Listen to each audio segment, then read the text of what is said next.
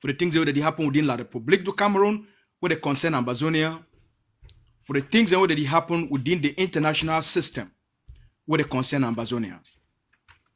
So when I welcome for this program, where they call and say the interview. This story today, we will talk and for Igbo talk, so that the leader will talk both to the Ambazonian people them and for the international community. We go also at the end, we'll give small time for the leader for answer question them directly from the Ambazonia people them. So this interview, it will be now for two parts.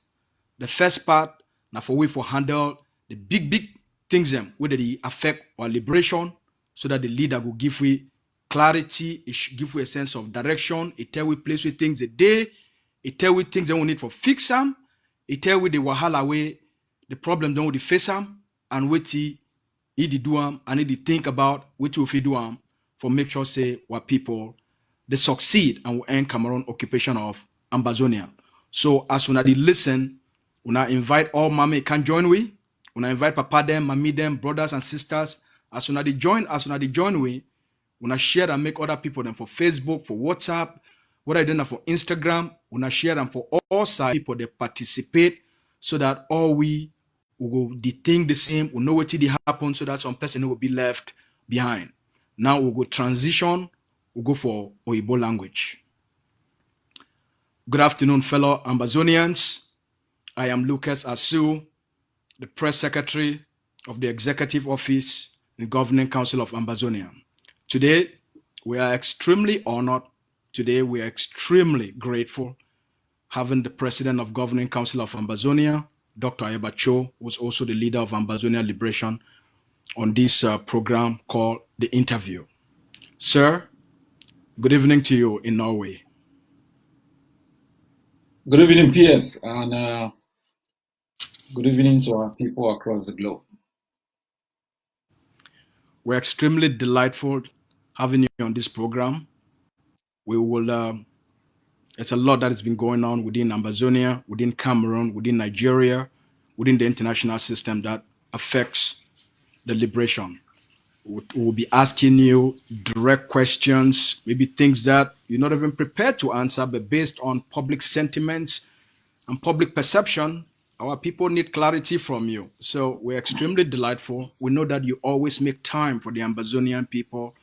You think it's very important for you to be an engaging and a very open leader, a transparent leader, to set the pace of what Ambazonia is going to look like. So we are grateful for your openness, and we are grateful that the doors of your office are always open for the Ambazonian people. Whenever there is a crisis, you're always out talking to them, whether it's on WhatsApp, whether you're writing on Facebook, whether you're engaging them on Twitter. So today, we're extremely grateful that you're very busy. You have a tight schedule, leading the liberation on the ground, looking at certain things here at the international level. So we know you don't have much time. So we'll make the best use of the time we have today having you on this program. So welcome, sir. Thank you very much. Yesterday, there was an attack of a school in the Kondo Titi in the Atlantic states of Ambazonia. 3 Ambazonian children were murdered. A teacher was killed. In the past, you've spoken to Ambazonian people how Cameroon orchestrated these events, and you've asked the international community to hold Ambazonian people accountable. To hold the Cameroon government accountable for these crimes. Yesterday, the Deputy Defense Chief of Ambazonia Defense Forces, there was a letter circulating on Facebook and on WhatsApp from the Office of the Deputy Defense Chief of Ambazonia Defense Forces, addressed to the leader of the splinter IG group, Samuel Sako. Why the change of strategy or the change of communication this time around? I think it's we can't be doing the same things all the time.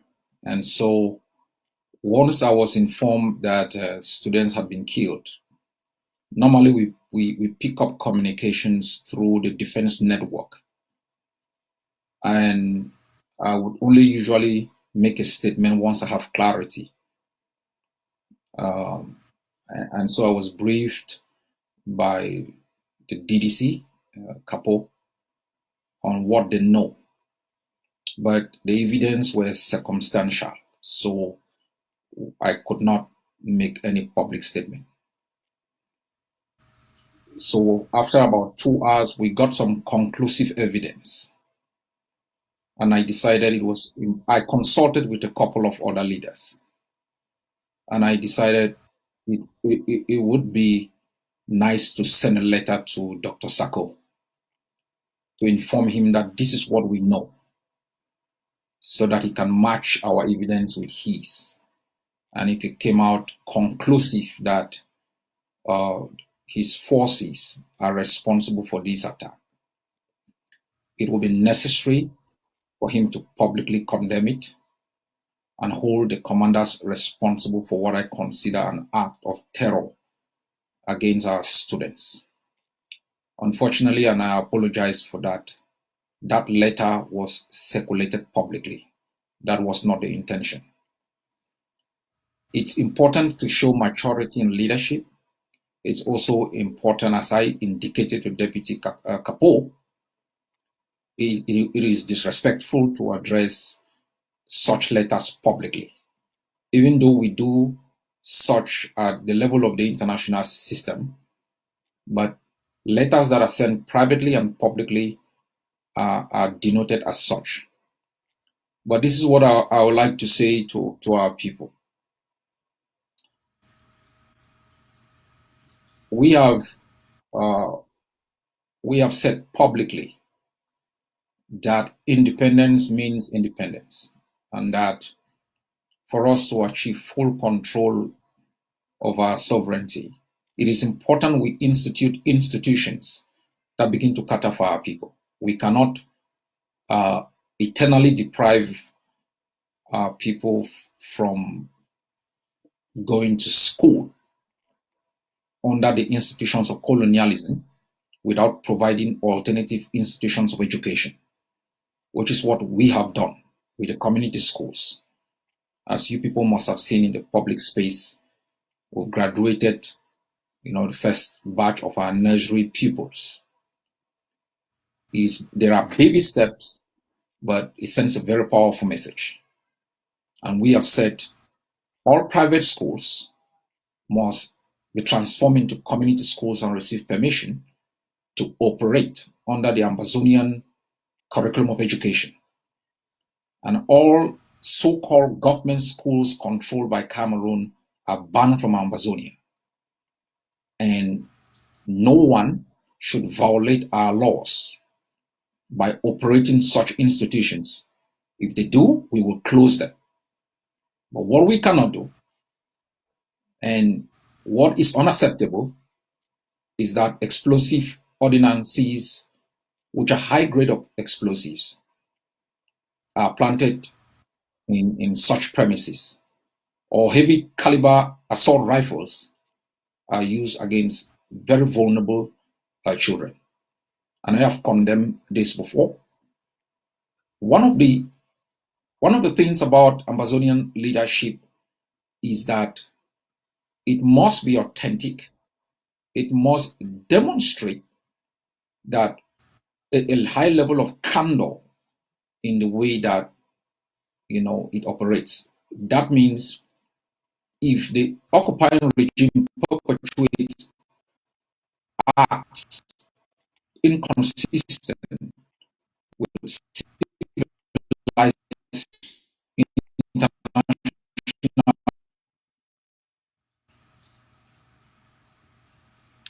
Mr. President, there is a glitch on your end on your communication network.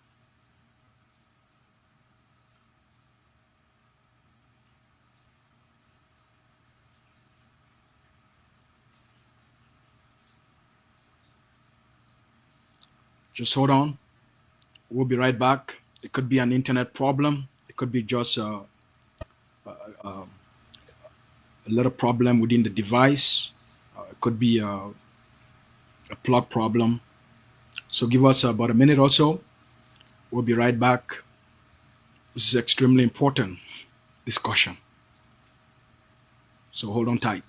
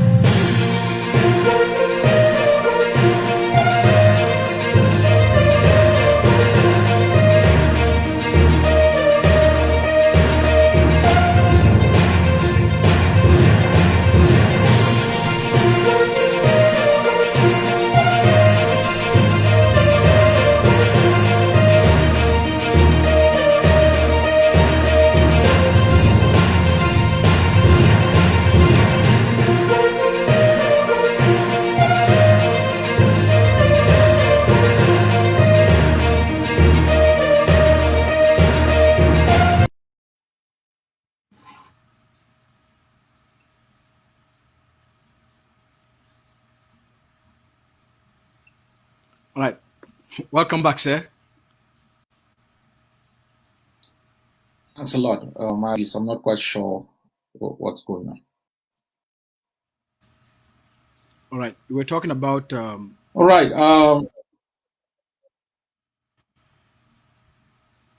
the schools and and the AGOVC policy position on education.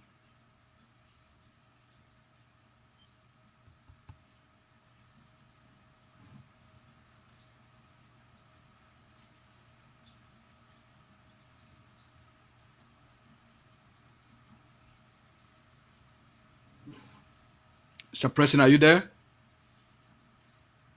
I'm there. I'm getting you very well. All right. Let me move on to the next question then. Last week, the Nigerian government also accused the Ambazonian people and the liberation to have made an incursion into Taraba State and killed Nigerian citizens. From your assessment, from your investigations, from all the reports you have received, is this true?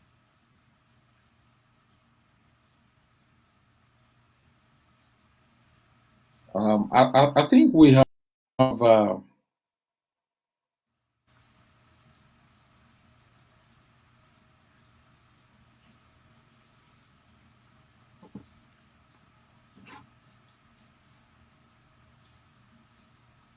I think we may be having a big problem. I can hear you now.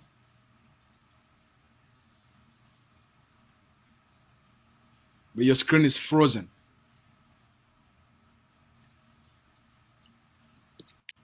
Yes.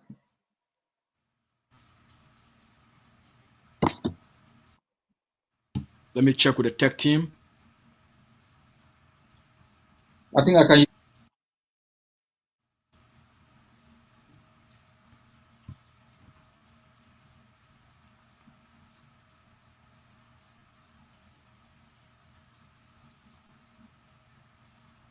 We're still experiencing a little bit of a technical glitch, so we're waiting for the tech team to fix the issue. So hold on, please.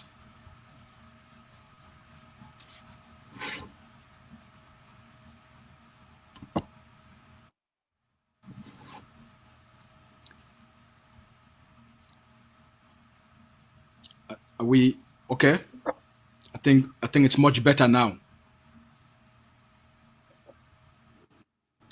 Yes, concerning the information from Nigeria about Ambazonian forces making an incursion into Taraba, that is not true, and we have made public statements to that effect. We understand the game that is going on.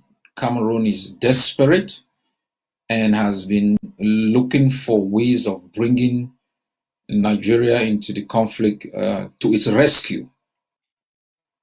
But this is not some war that is being fought in the 60s. This is a war fought in 2021, where we have access to public information, we have access to the media, and we can debunk conspiracies in due time. So Ambazonians must understand that the alliance we built with Biafra has rattled Nigeria and Cameroon in particular. And so Cameroon has used that to attempt to lure Nigeria, which is facing an unprecedented economic and political crisis of its own, to give it assistance.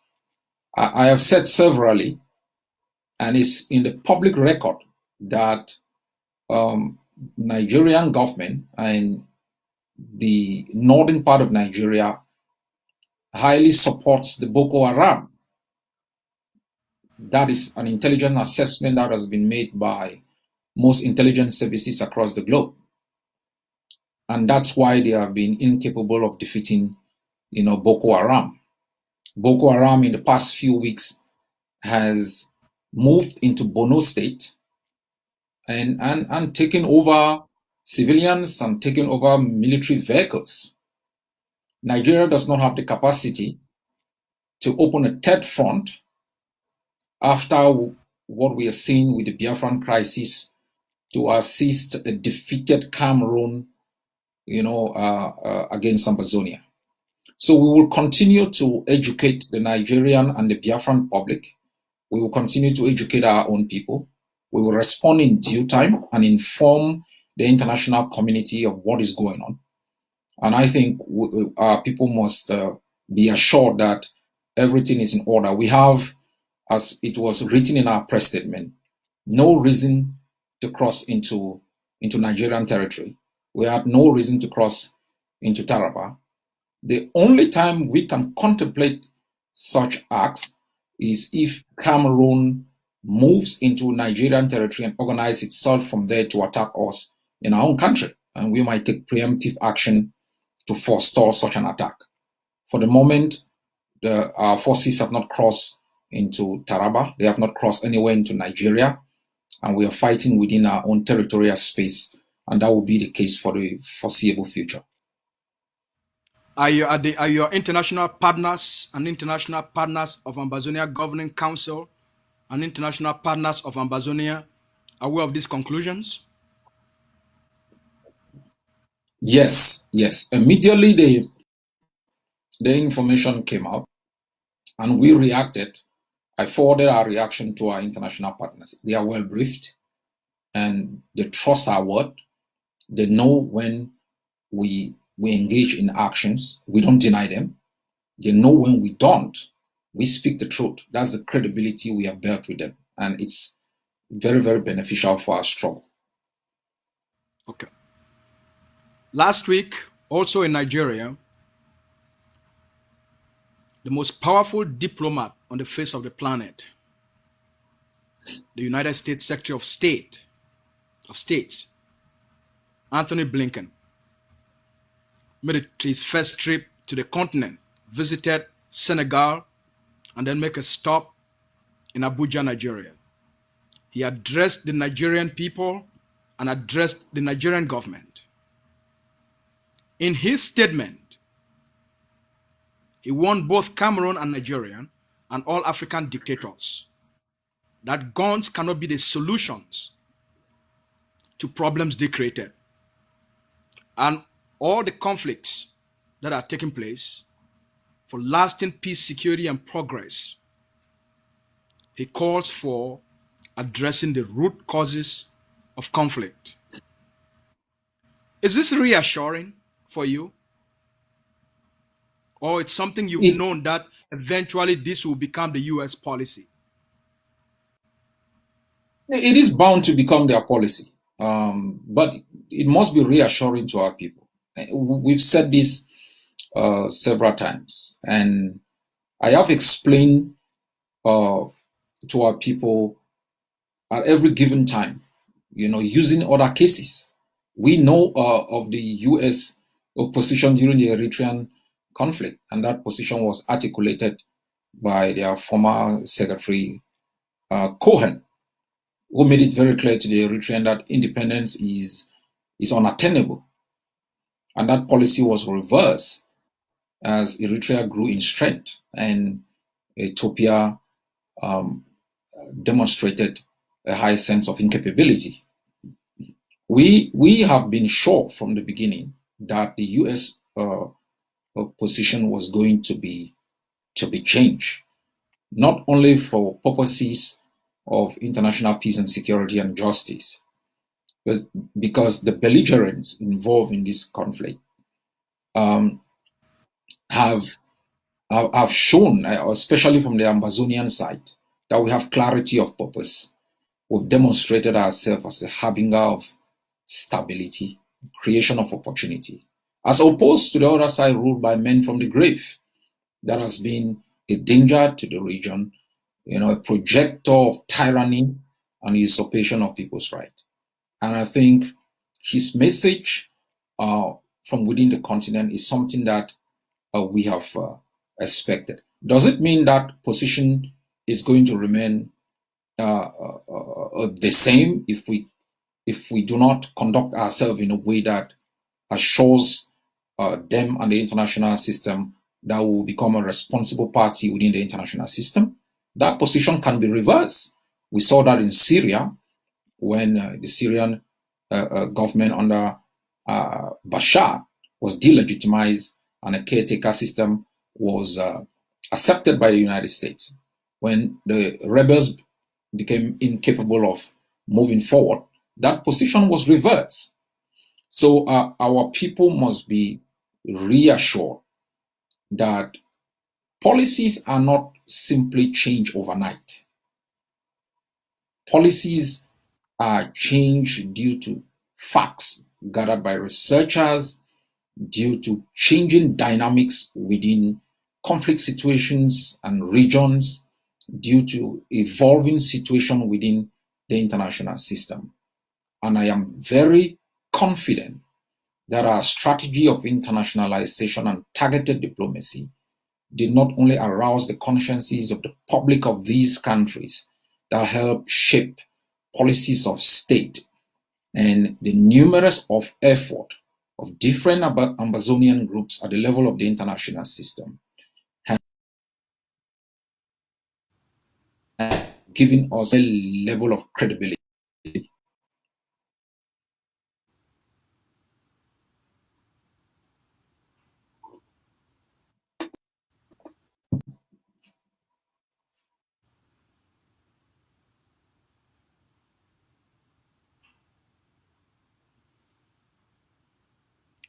We're still having a little bit of technical difficulties with our studio in Norway. So bear with us. We have a great technical team. They know how to resolve these issues as quickly as possible to get to stabilize the streaming. I apologize for some of these things that we have no control over. It's technology across continents. Welcome back, sir. What the hell is going on? It looks like I'm still living in the 15th century or what? It seems as if it seems as if hackers want to interrupt the program today.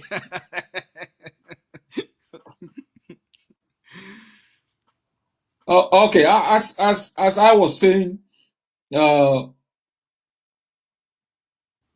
I think we have examined a lot of cases, how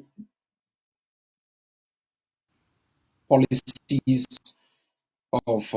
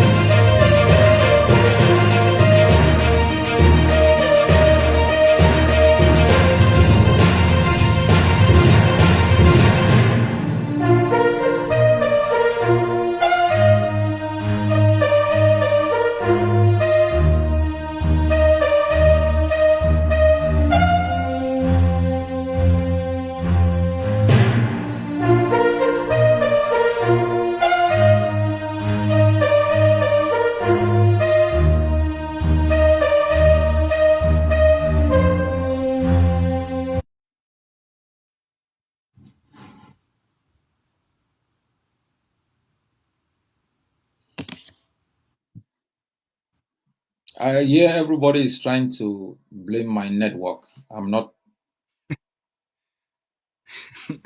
I don't think it's your network. I think it's hackers. La Republique Yeah, and Facebook hacker. it's not my network. All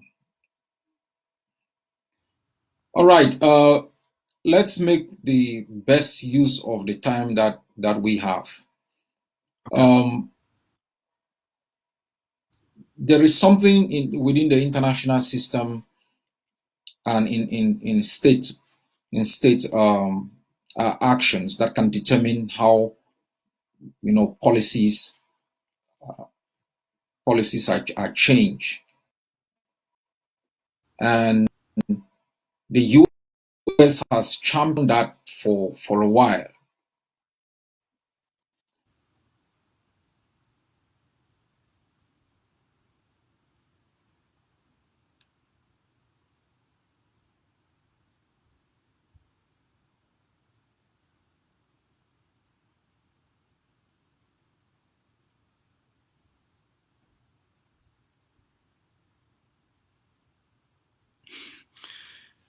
We cannot explain what's going on.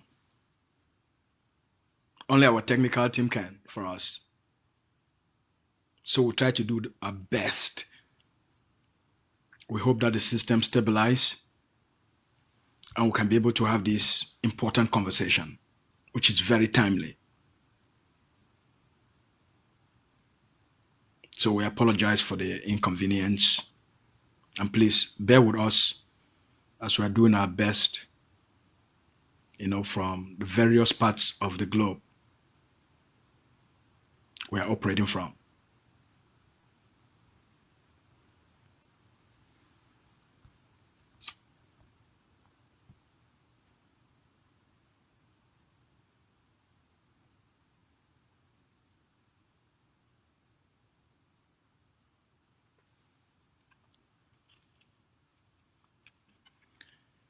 All right, you should finish up your statement on the international issues and how they formulate policies.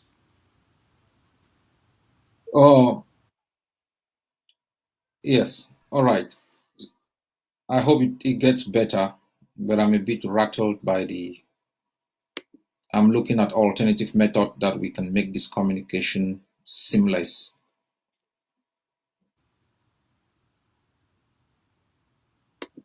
Okay, as I was saying, the US has, from the beginning, shown its interest in the conflict, and certain actions taken from their embassy in Yaoundé has demonstrated that they have been very much engaged. And to get the Secretary of State in a newly elected government take such very strong public position is something that should be of interest to the Ambazonian people. And these are public positions that should shape the way we conduct ourselves going forward, because we are now in the limelight of international scrutiny.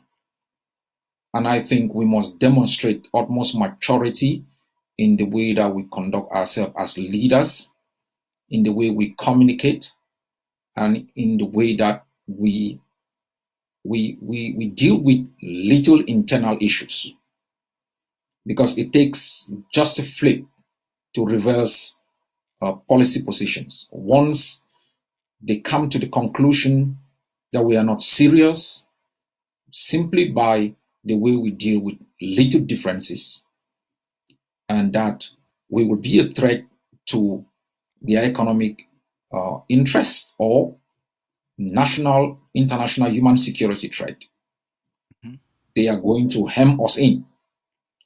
So I am very, very delightful, and I'm definitely sure that we are moving forward on the right path in terms of the way that we deal with the international system.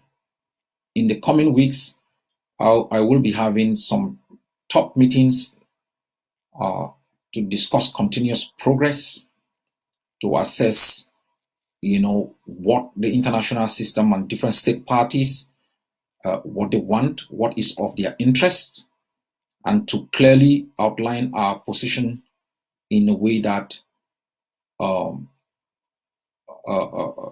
demonstrate not only our readiness to take over our country, our deep understanding of international issues. And as you've said, not only the readiness to take back the country, but also, as you know, there are competing forces within the liberation structure. Simon Munzo, someone you know very well, has emerged with a new federalist agenda as a competing program against the liberation of the Ambazonian people. He has created a group, Anglophone Federalist, Cameroon Anglophone Federalist, pitching that some form of federation is what the people want. Some form of federation is what should be the solution. Is the federalist agenda going to become a counter force for the independence and freedom of the Ambazonian people? Or this is the 2.0 of the failed Munzo Tumi All Anglophone Conference?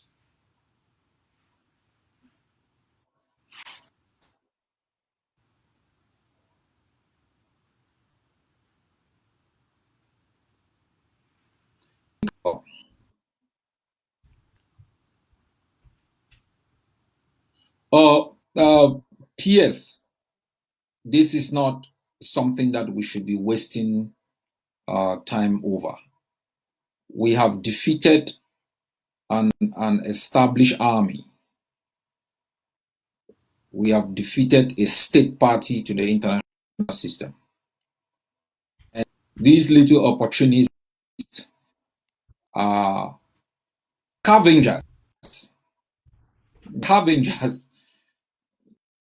They are like hyenas waiting for the lion and the cheetah to, and they can just enjoy, an effort.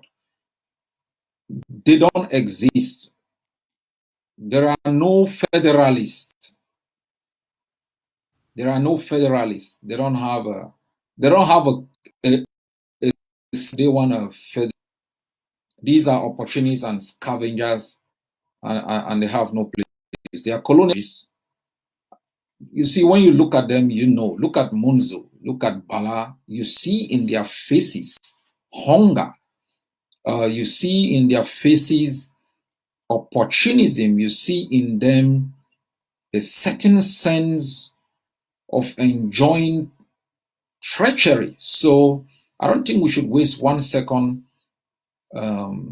talking about outfits of little scavengers around. Atanganji has created a DDR center. We collapsed it. They have created fake commission here, fake commission there. It hasn't gone anywhere. So who are these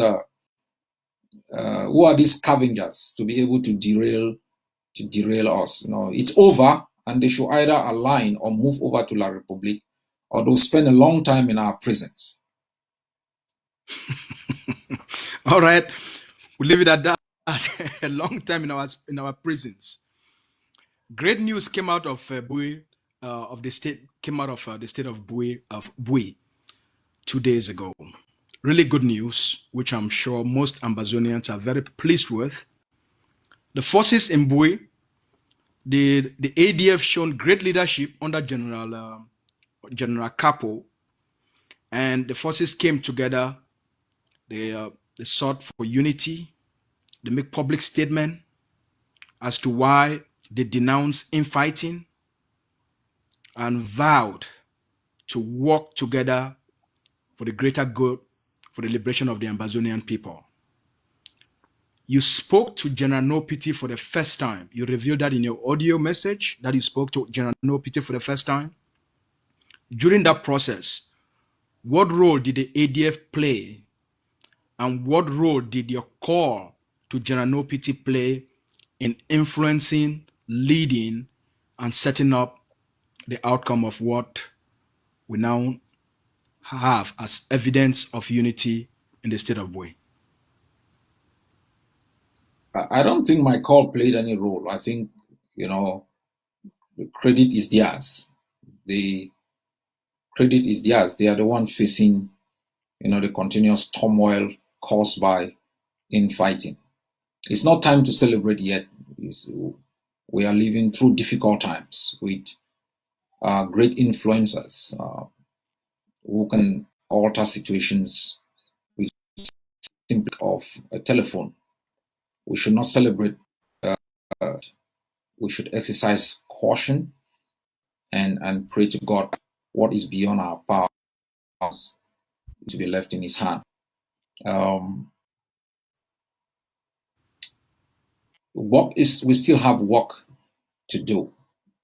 They have started a difficult journey, and we should continuously be positive. We shouldn't give credit to anyone. We should give credit to the outcome. And I would advise all of us to step back a bit and allow them to do their thing. And whenever they need our advice, we offer those advices to them.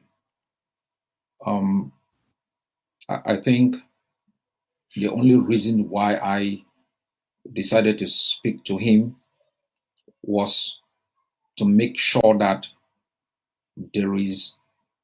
that guns are not blazing against one another.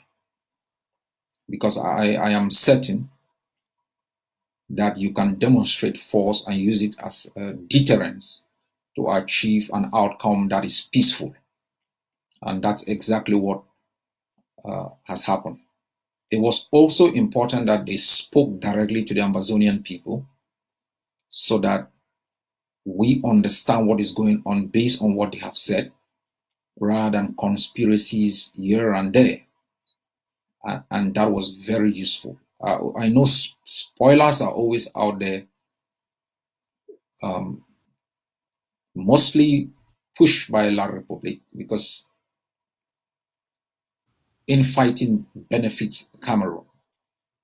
So we must all guard against those spoilers. But also, we must show humility in the face of what is going on, and make sure that every party's interest is factored into whatever outcome that they are working on. But as I have said, we are still in the early days, and we must continuously work to make sure that we becomes a success. That is not simply a facade that is used to mask intentions that are more devilish than the established status quo.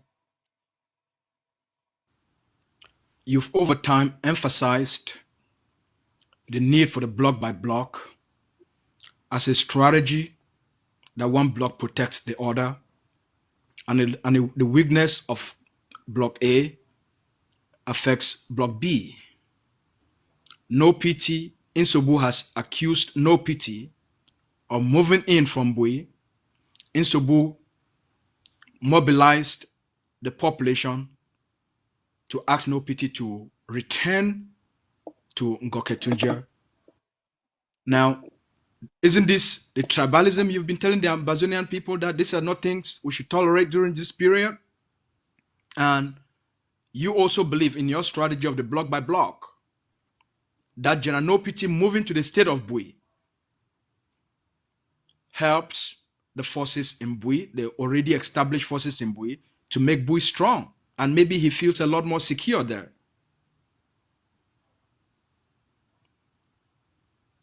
What's your opinion in our ability to defeat the tribalist narrative of that because you are from this block, you are not from this block, you can't fight in this block?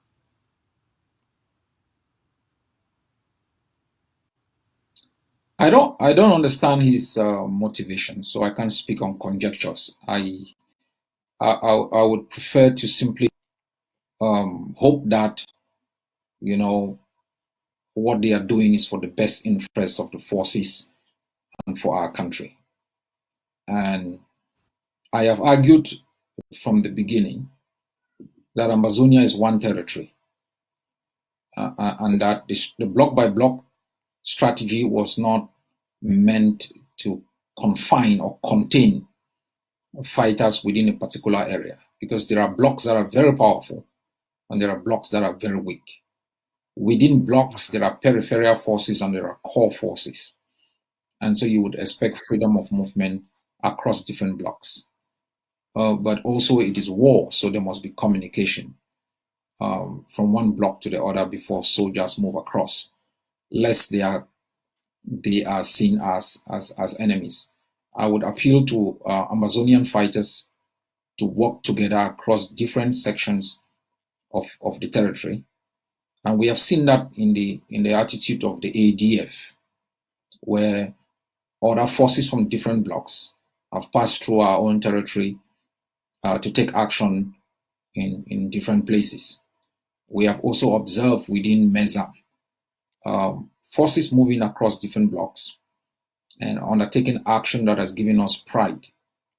So, tribalism is the last refuge of people who cannot win based on the issues.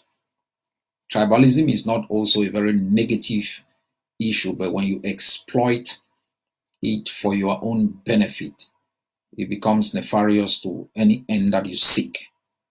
It has not worked in Lebialem. It has not worked in Fako. It has not worked in Momo. And it has not worked in Bui. Ambazonian nationalism must trump all other tribal interests. And I think continuous education and with respect for people's tribes will finally evince Ambazonians that we are one, because across the territory, Ambazonians have moved from one place to the other, settled, contributed in taxation and in development, mobilized wealth, which has been used, to support families in different places.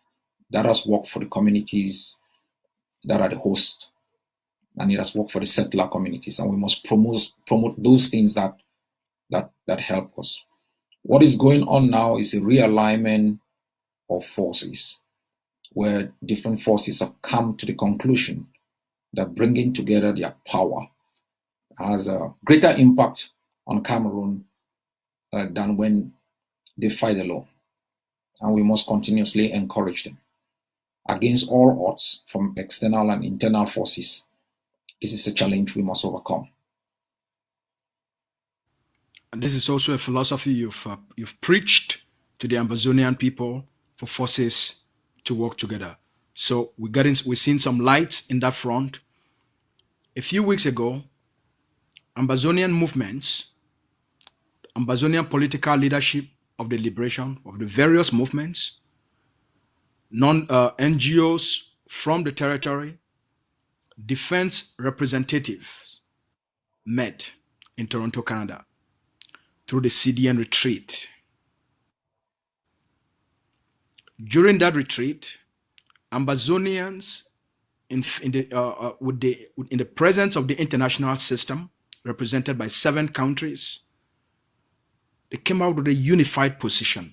I want to ask you, in your opinion, from your assessment of your leadership, the Vice President of Governing Council of Ambazonia was there to represent the Governing Council of Ambazonia and to provide leadership for the Ambazonian people in that retreat. From all the information you have, all the data, the evidence, in your understanding, what are 2 or 3 things that Ambazonia achieved for meeting in Toronto and speaking as one for the first time? It's not the first time we've met. It's not the first time. So we've met in Washington, meetings in Nigeria. Ambazonians have been meeting. Will this Toronto make a difference? We are not sure yet, but we are optimistic. Each time Ambazonians come together, find common grounds on how to prosecute the liberation struggle. It's something to be optimistic about, but there is still much work to be done in terms of making Ambazonians understand the importance of working together and in developing workable models that can be applied to the Ambazonian context. The reason why collaboration and unity has not been achieved is that we are ill-equipped with the knowledge to be able to foster collaboration. And so we simply have short-term agendas. We hurriedly stitch people together and think that unity is a walk in the park. Unity is one of the most difficult, contested, and discussed concepts across the globe. It's one of the most difficult things to achieve. I don't know. Are you married, Piers?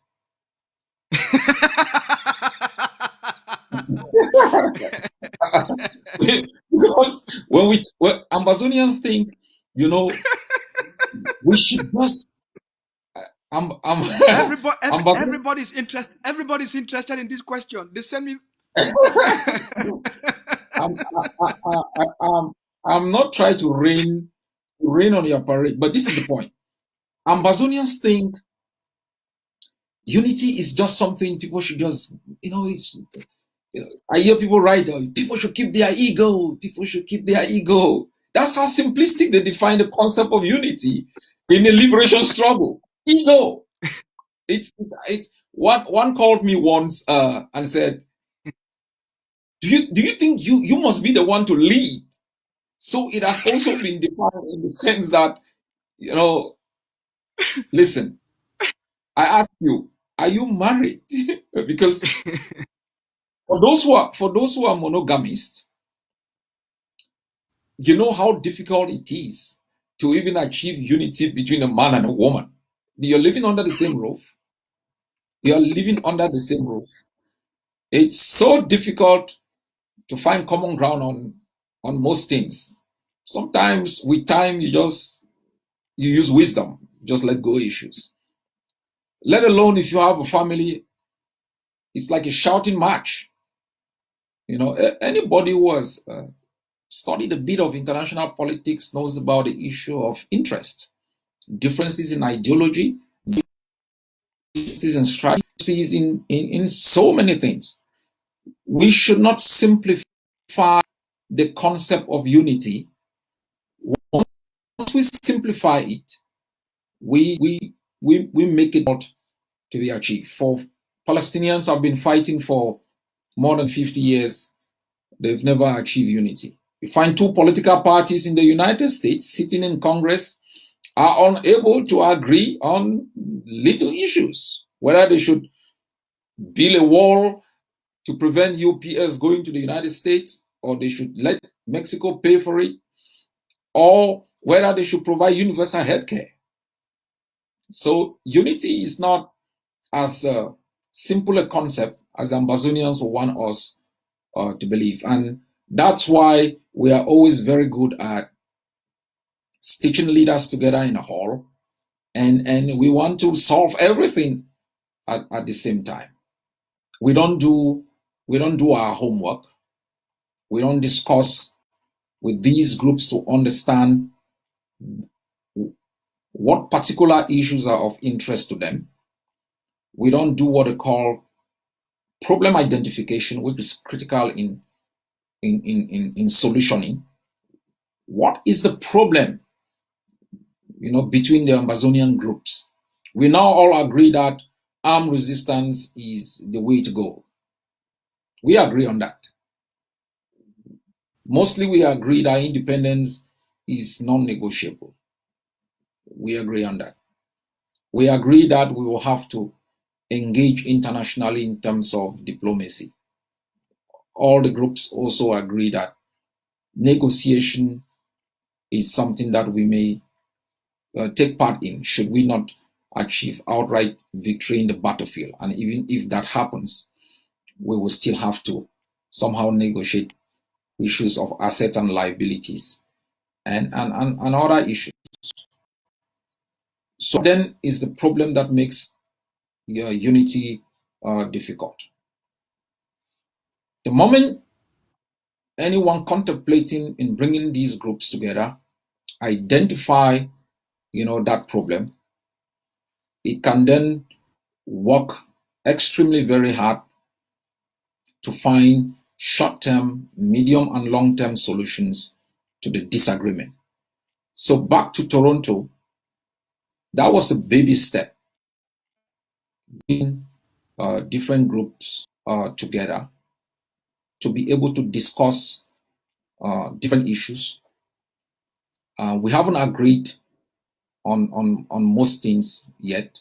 There are fundamental things that you people agreed on, as I have seen in the resolution proposals that are being circulated. There is still fundamental disagreement on the root cause of the Ambazonian conflict. Some still argue it was a non-implementation of Resolution 1608. The Ambazonian Governing Council thinks that is a very dangerous position to take, that if you think the root cause was the non-implementation of 1608, and Cameroon says, okay, no problem, let us implement it, you are going to achieve a federation with Cameroon. There are issues of nomenclature. Are we defending our land? Are we bleeding and fighting for independence restored and proclaimed as Ambazonia? Or are we still fighting pre-1961 on a concept called Southern Cameroons? There are groups that think we are at the level now of Ambazonia because independence was restored, declared, and affirmed, and this generation is defending it. There are those who still think we must go back to Southern Cameroons and find the solution pre-1961. So there is work to be done, but Toronto was very useful for the Ambazonian Governing Council. It was also very difficult for the Ambazonian Governing Council to sit in a conference with those who have enabled genocide and colonialism. But it also gave us an opportunity, to face the devil up front. And I thank the Vice President, yourself, the PS, the National Security Advisor, the Chairman of the Council of Mission, and the Chairman of the National Council for the hard work. And I really thank the others, the representatives of Seven Qatar, the AMF, the IG, the consortium, and all the groups that made their presence available to give us an opportunity to sit in the same space and have discussions. And I also thank the CDN for having worked extremely very hard, individually and collective as a group, to make this happen.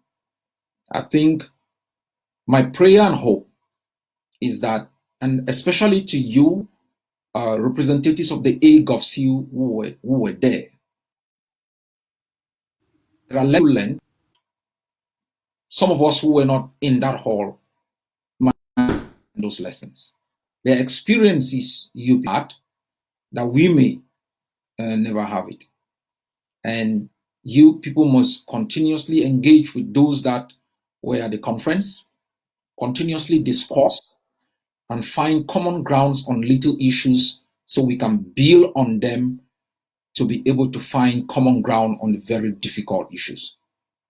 It will take more than one conference, to alter, the difficult issue of collaboration. It will take sincere,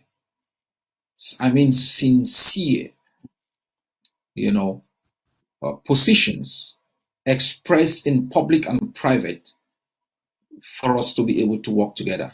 And we must accommodate the interests of others. And this is particularly true for the Ambazonian Governing Council as the leading movement.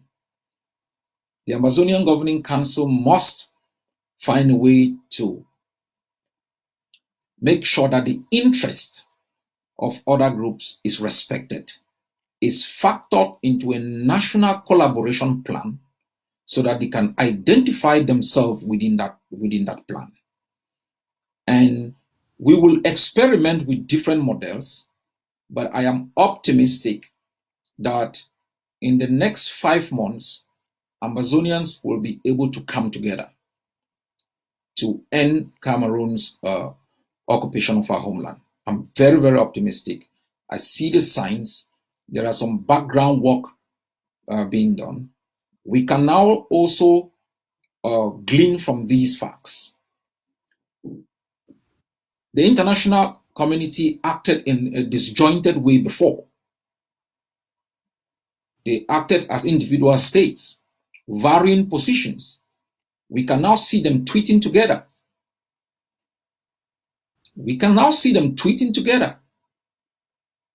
And articulating problems as a common issue. They have built some bridges amongst themselves. And we, the victims, should, build stronger bridges between us. So there is confidence in the horizon, and Ambazonians must not continuously simplify the concept of unity. They should offer their advice to leaders in private, understand the positions that these groups are taking, and free to bridge the gap. There is great hope, and we should be very grateful for what we have done thus far. In measuring the success of your strategy, the success of what you've offered the Ambazonian people as their national liberation plan, how can you measure where we are, how far we have come, and what we need to do based on the strategy you lay out? Where are we on self-defense on the ground in terms of power, in terms of the ability to control territory, the ability of forces? Where are we in terms of your dynamic thinking, looking at the ground? Where are we?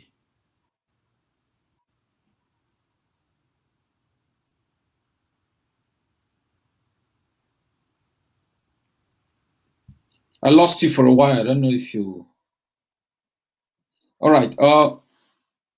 Let me put it this way. We are in a good place. We are in a very, very good place. And I just talked about the international community tweeting together.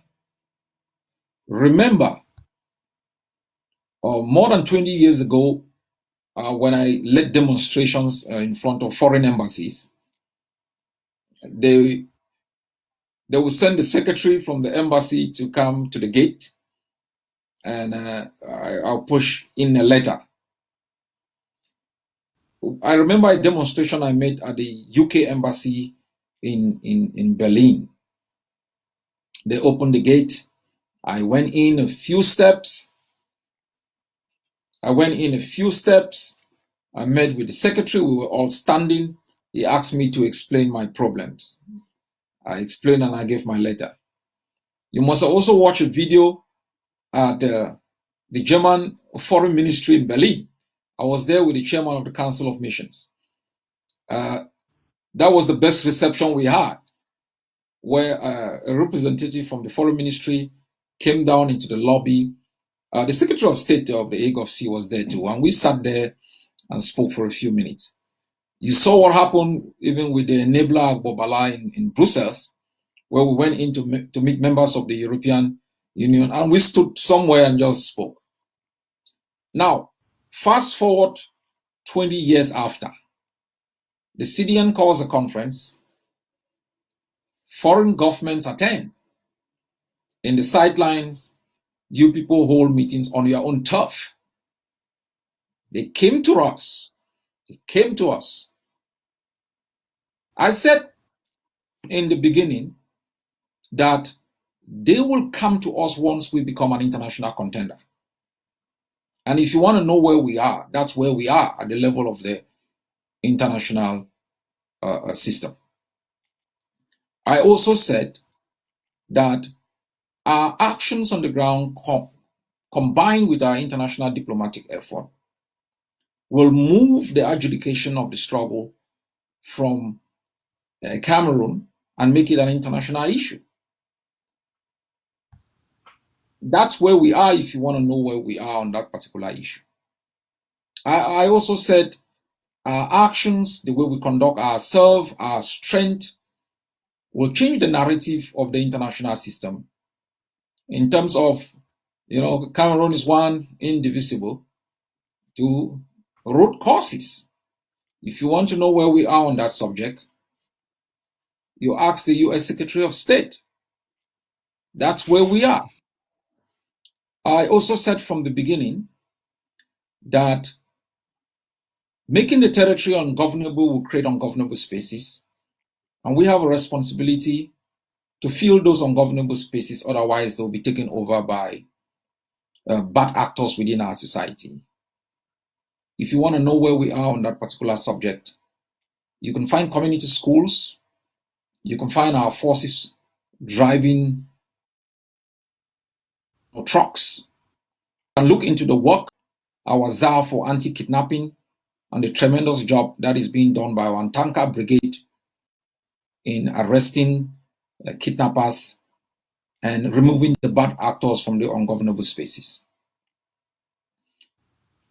We have come a long way, and so we are in a very good position. What is happening in which we just discussed is just the first step, amongst our forces who have come to the conclusion that fighting together is for their own interests and for the interests of Ambazonia. Differences in wars of liberation are normal occurrences. In Eritrea, you had the EPL, the Eritrean Liberation Front, the ELP. That was the pioneer movement for the liberation of Eritrea. They splintered, and you had another group emerging. I think the EPLM became the stronger group. There was even an Eritrean civil war before the forces came together to defeat Ethiopia. In Palestine, you've had differences between Hamas and the Palestinian Liberation Organization for a very long period of time.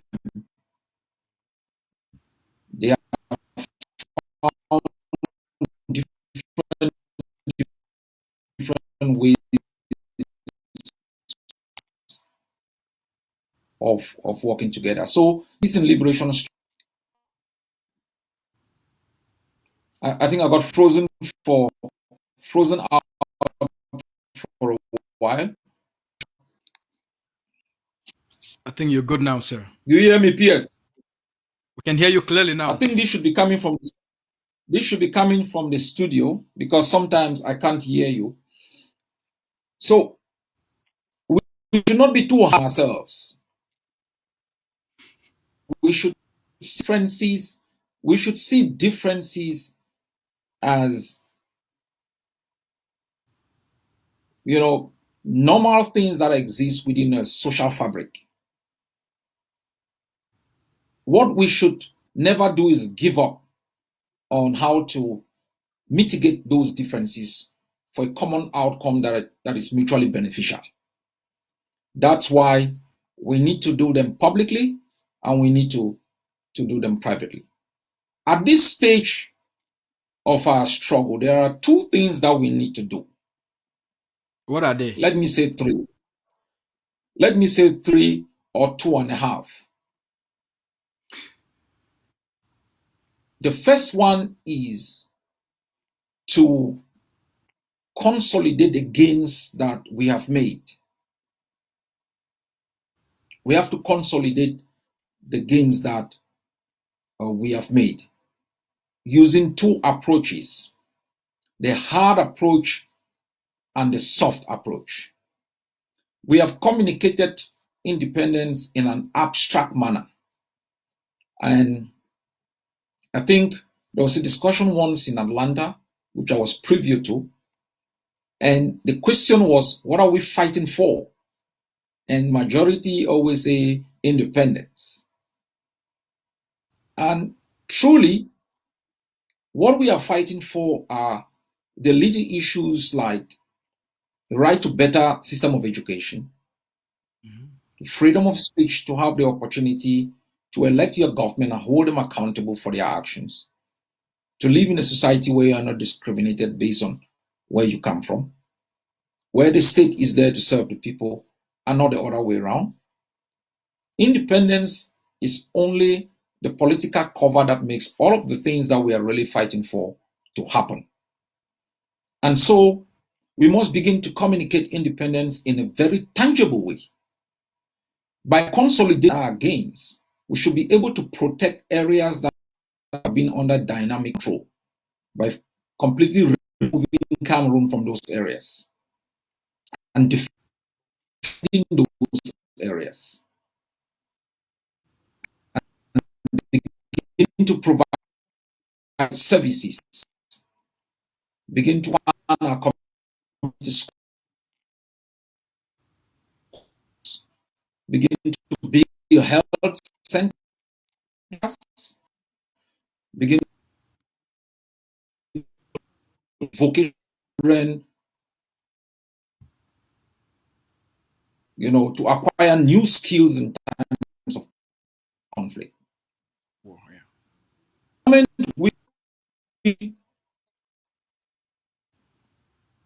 And for us,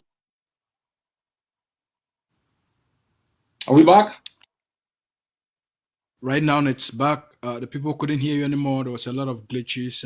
You're going in and out. Your words were going in and out. So I think it's a lot more stable now. Let me take the pain to explain myself again. I said we must communicate independence in a very tangible way. We have been too rhetorical, and I captured that in my Independence Day speech to the Ambazonian people. What kind of Amba are you fighting and dying for? And I think we have been able to destabilize and kick out Cameroon from several areas which we exercise dynamic control. We should now move from dynamic control. Territory, and within those territory, expand on our community schools, build health centers, open vocational training centers to train new skills that can use during time of conflict, and begin to system of justice, resolving communal conflicts, conflict between our forces and the society. That is what we do on the ground. That's why I have put in front of the Amazonian Governing Council a budget of about 400 million AMBA that is going to help us achieve static control in 3 strategic states, and we can include 2 more that are strategic but are not essential at this particular stage. We have the opportunity to exercise static control and also control the war economy, because what is going on the ground is that we are operating at the abstract political and defense level, while the war economy is controlled by Cameroon and reaping the benefits from that war economy to fuel its own defense apparatus. We must move to the stage where static control does not only give us the opportunity to open vocational training centers, to open health centers, and to provide health services to our people and create safe havens for IDPs to move in, but that we are able to generate resources from the war economy to expand, those static areas, exploit all liberation struggles. There comes a time when the enemy is driven out of the suburbs, relocated to the big places, and the forces organize themselves to assault the big centers. That's exactly what the Eritreans did.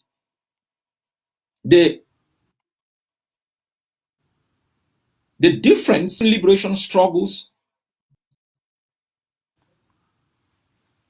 the difference between liberation struggles that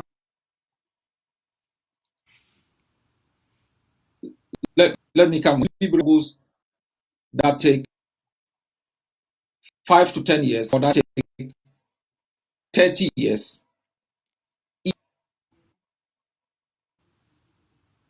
the gap between what strategies you put in place to eliminate that gap. You're much better. We can hear you clearly now. We're rounding up. All right.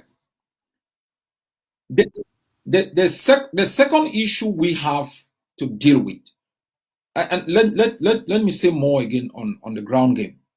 We need to put in more guns. We need to put in more guns to achieve this. That's why in my budget, 70% of the budget is going to be used to put in more guns, and 30% is going to be used in soft power through the expansion of community schools, provision of health services, vocational training centers, and other social services that can help people in times of conflict. And so we need so this is now you're talking about the 400 million AMBA stabilization and defense project you've tabled to the Governing Council of Ambazonia, right? Yes. This is important. Ambazonians treat the liberation struggle like a movie, and so you have to understand that. But the hard work is to be able to develop ideas that makes watching this movie a long-term issue. Forces can simply fight once a week, once a month, and they are depleted in terms of resources and takes the next 2 months to replenish. I think it's important for us to have a sustainability package that give our forces the opportunity to assault the enemy, hold ground, defend that ground, and are able to entrench themselves in a way that they cannot be removed. But that comes with a cost. The cost is you become, the provider of services. Otherwise, you are inviting, and that's why we must think from a multidimensional perspective. Then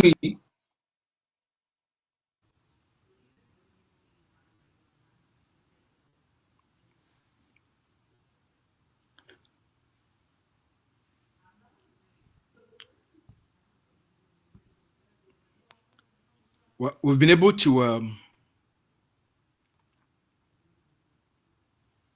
have the leader answer most or provide answers to most of the questions we have, address some of the key issues.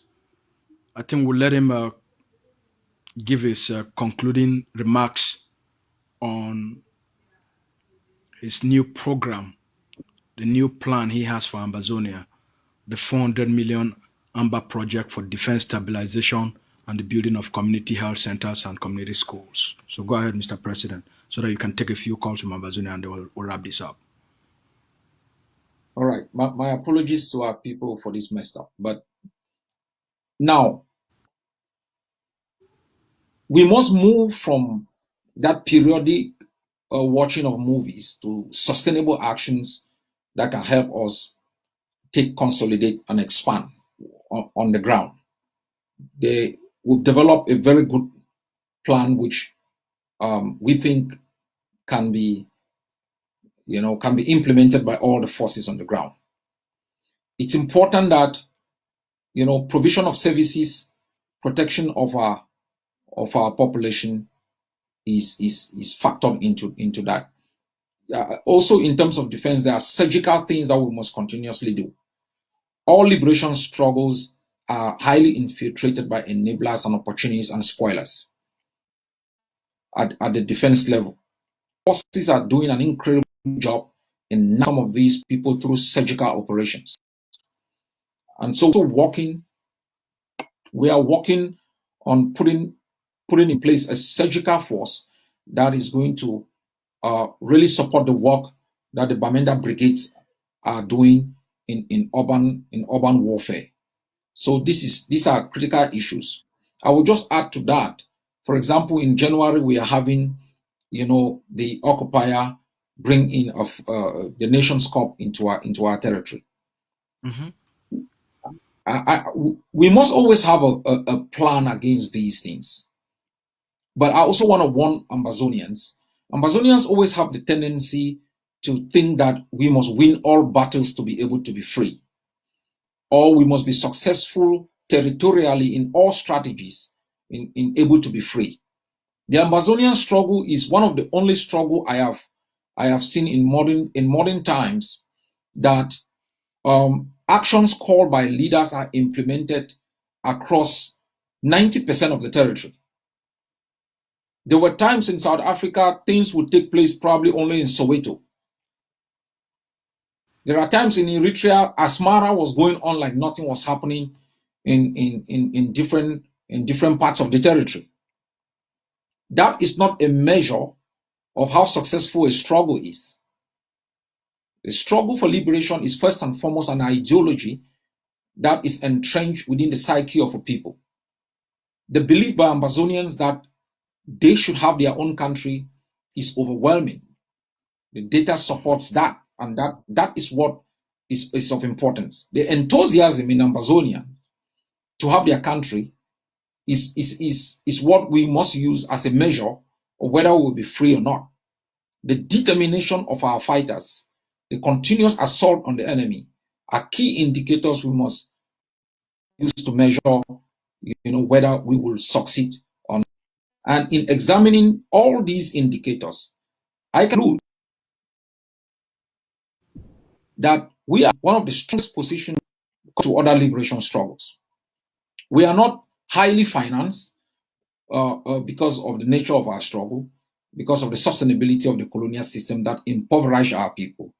But with what we have been able to generate with our diasporan population, our mothers and fathers on the ground, we have been able in a very short period of time to delegitimize Cameroon as an occupying power on the ground, to challenge, the concept of the monopoly of the use of force by state parties, and created an alternative army.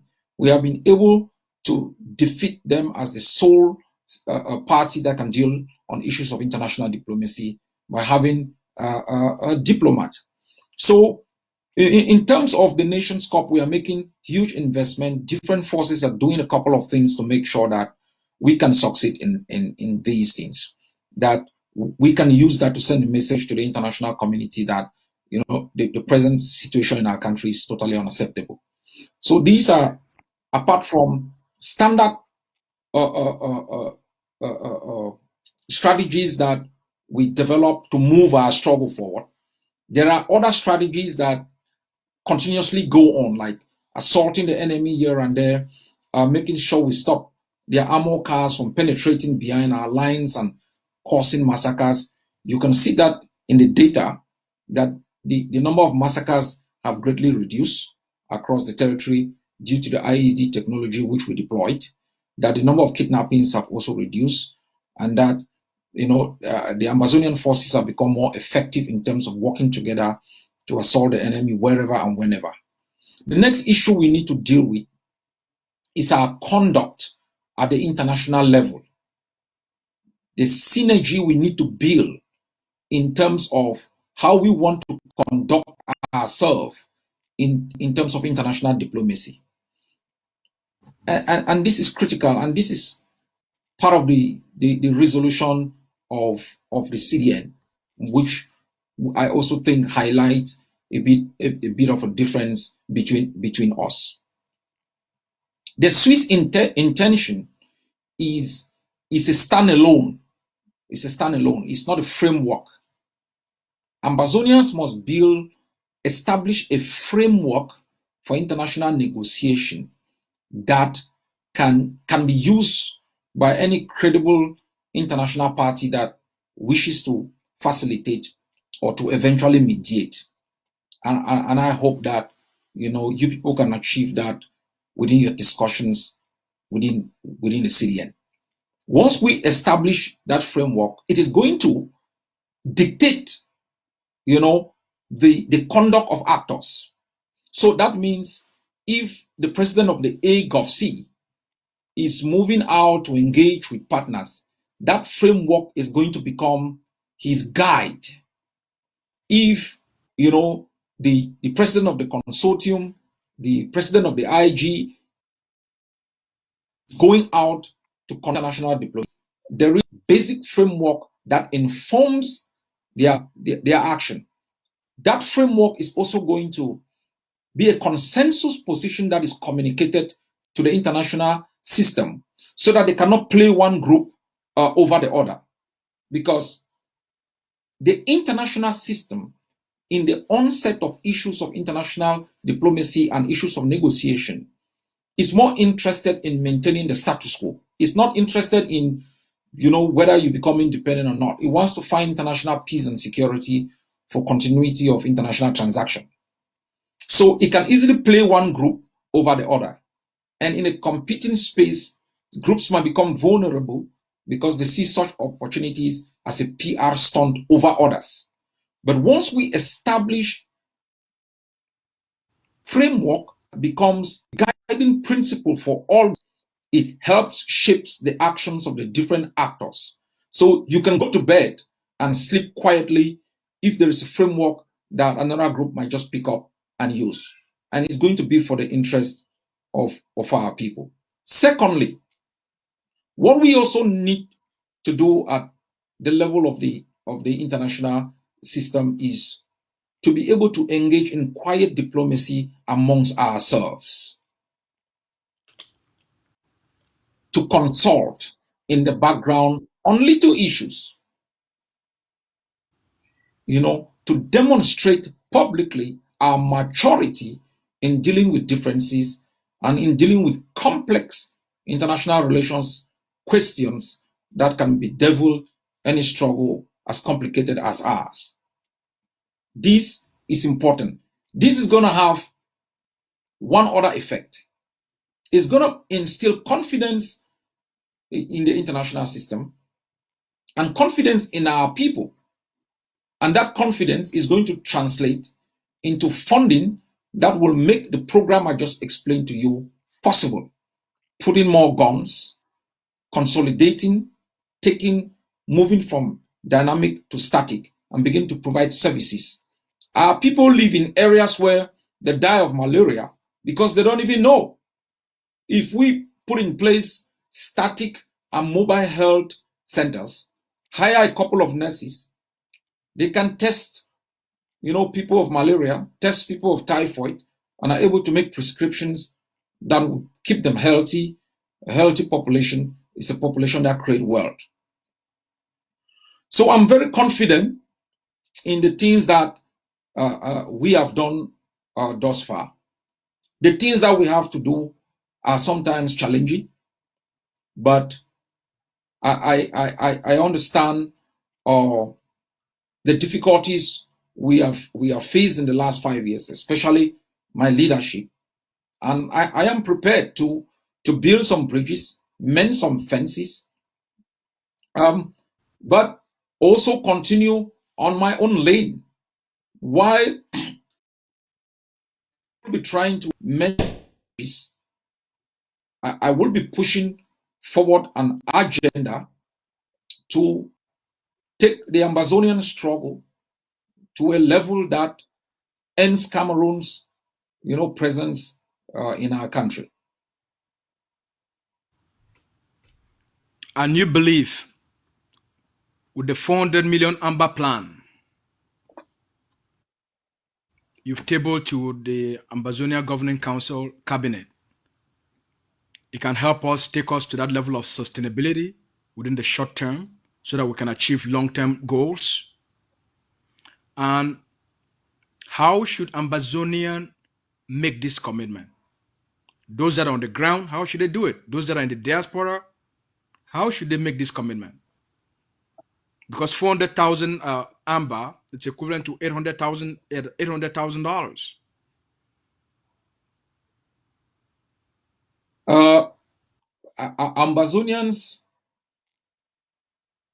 Ambazonians understand what it will take for us to be free. One of the biggest problem, and this is unique to the Ambazonian struggle, is the state in which the occupation left our people. It's very unique to us. It was a strategy put in place to make sure we are as broke as possible. And the division created by the enemy also has demoralized many people. But with recent happenings at the level of the international system, the daring actions of our forces, there is a new hope in the Ambazonian people. And I think this hope will translate in greater commitment that will help us achieve static control of territory. I know sometimes when we project power on the ground, people seem not to understand why we project this power. Power is critical for the international system to understand at what stage we are in our struggle.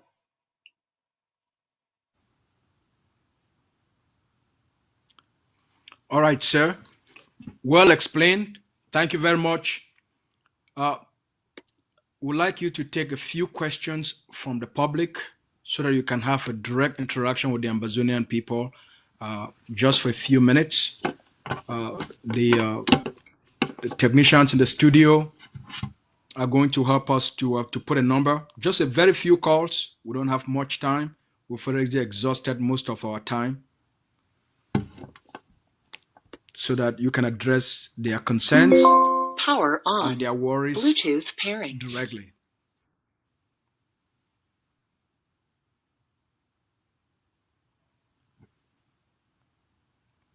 Bluetooth connected. All right. We have a number on the screen. For all of you that are interested and you have questions, you've sent some to the PRO, you've made comments on the Facebook page. The tech team is monitoring those questions. We want you to call directly. There's a number on the screen.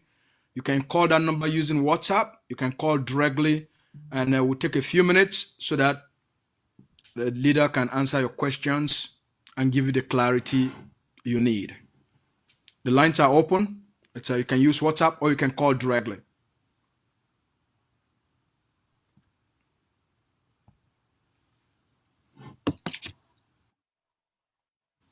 We have about 10 minutes to take questions. So the earlier you call, the better for us. As we wait for, I hope that the lines are. Let's take this call from ground zero. The person on ground zero, it will be much more better if you call through WhatsApp than for you to try to call directly. Go ahead, sir. It dropped.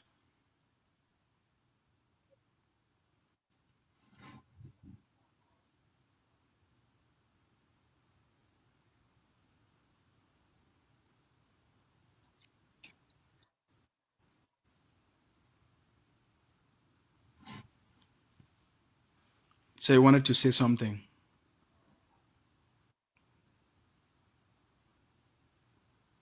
I was trying to say that as we wait for people to call in.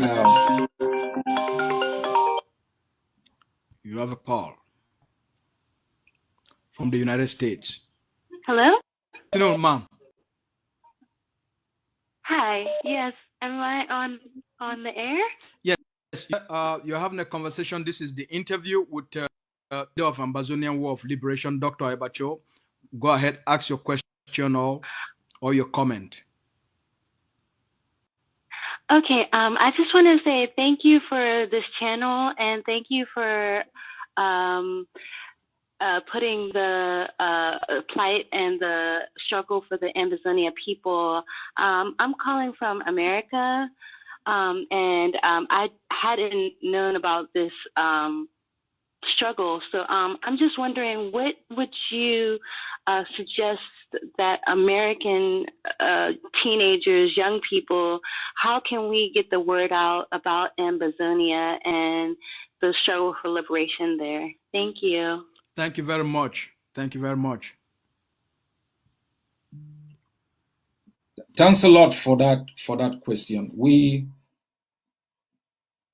The past few months have shown Cameroon's brutality on young people, and we have seen the summary execution of kids on the street by Cameroon forces, and we have also observed that in the past 4 years, our children haven't gone to school because Cameroon imposed a colonial system of education.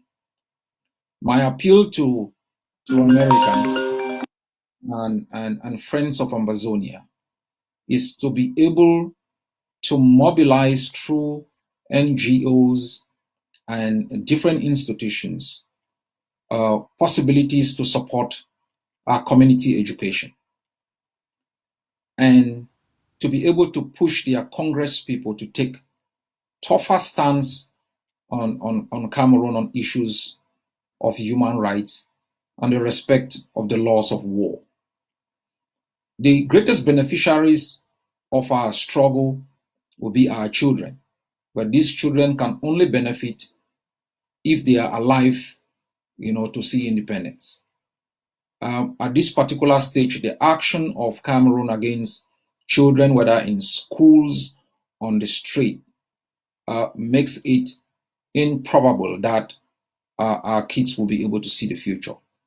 So I appeal to Americans to impress on their lawmakers to change, their policies with respect to Cameroon, and to bring more pressure to bear on Yaoundé. But most importantly, to circulate amongst Americans what is going on in Ambazonia, the crime of genocide, impunity, our children not being able to go to school because of the policies of Cameroon. This is going to help create international awareness and change policy positions within different governments.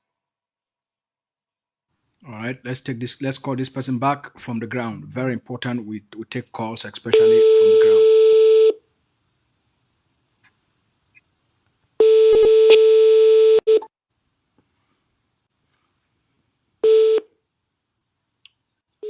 Hello. Good afternoon to you, or good evening to good evening to you from ground zero. Hello. Hello, go ahead with your call. You have a question for Dr. Ayaba? Yes. Yes, I just want to talk about the incident of equality. Go ahead and ask your question.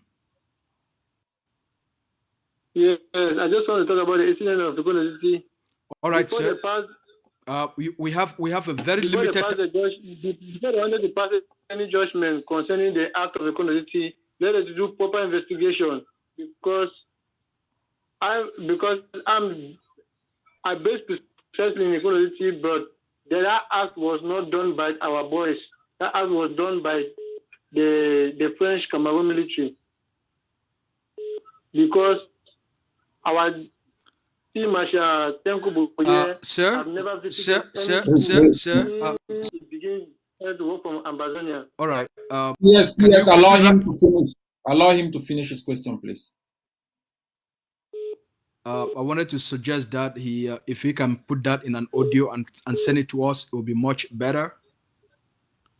No, Someone is calling just from the allow United him. States. He has dropped. Let me address Yes, that. so I really want people to take proper investigation so that you can, so that before you pass the judgment, you take investigation before you pass the judgment, because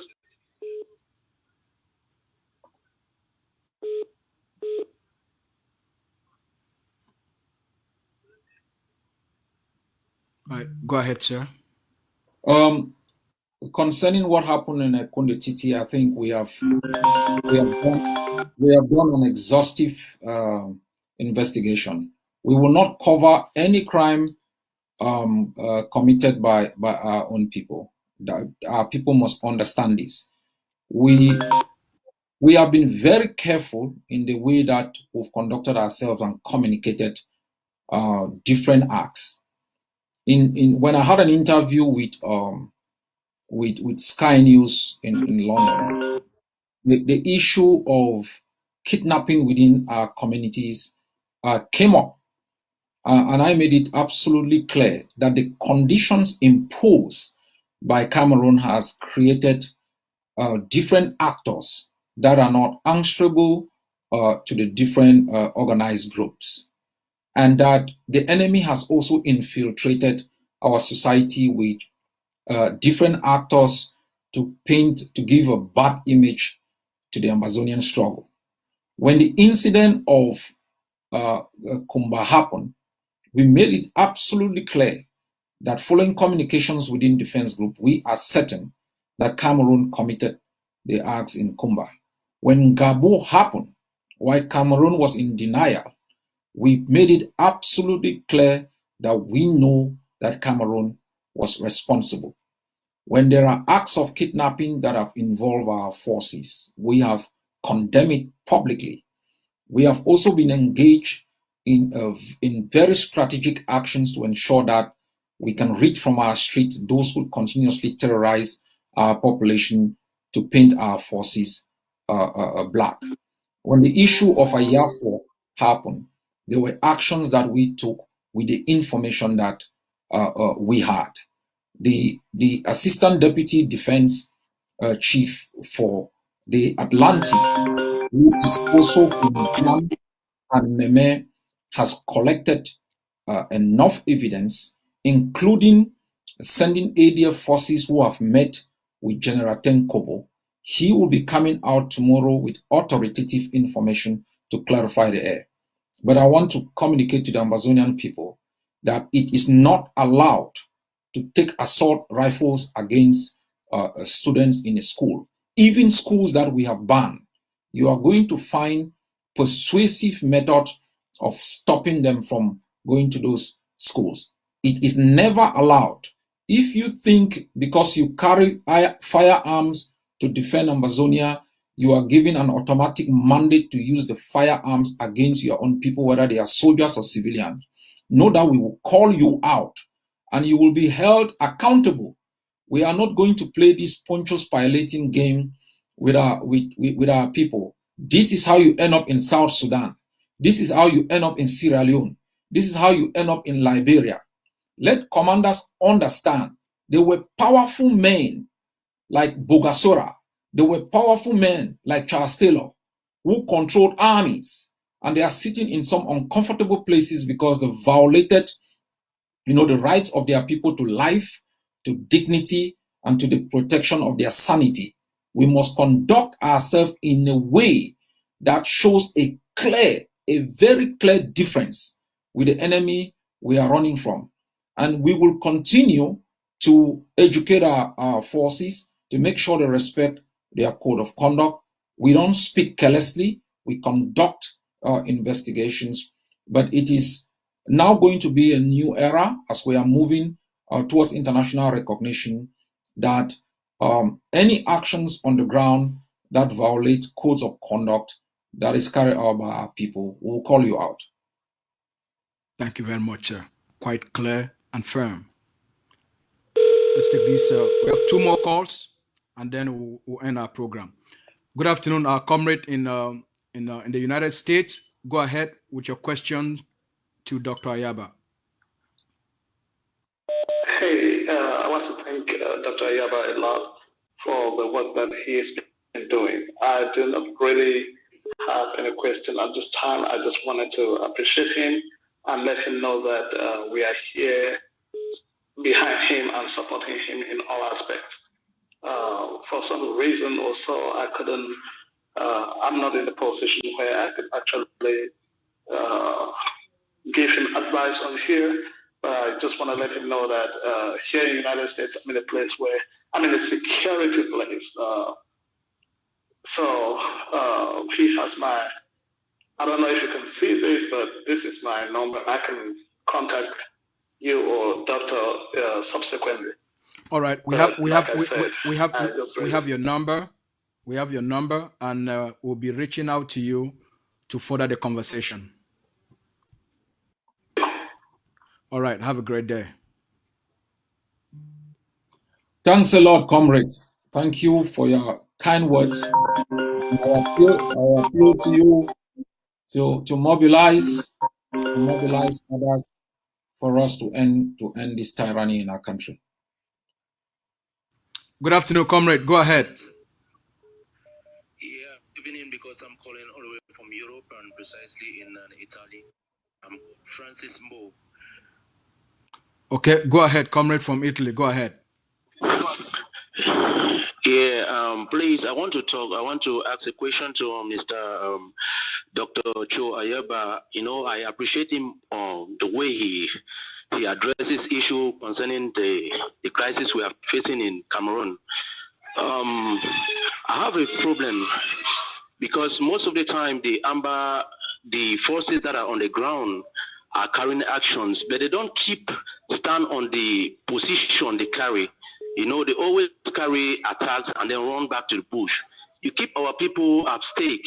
Our people are not really okay with that because we don't know where we are heading to. So you should at least try to enlighten us to really make us to know where we are heading to, because our people are very confused about what is happening now in Ground Zero. Thank you so much. Thank you very much, and thank you for being so precise with your question. Good.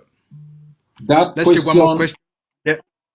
Let's take one more question, and then you answer both questions. Yes. Let me answer this before the line. Let me answer this before the line breaks. Go ahead, sir. The question from the comrade is very important, is very critical, and I think it's the answer I took a very long time to explain here. There are different stages in liberation wars.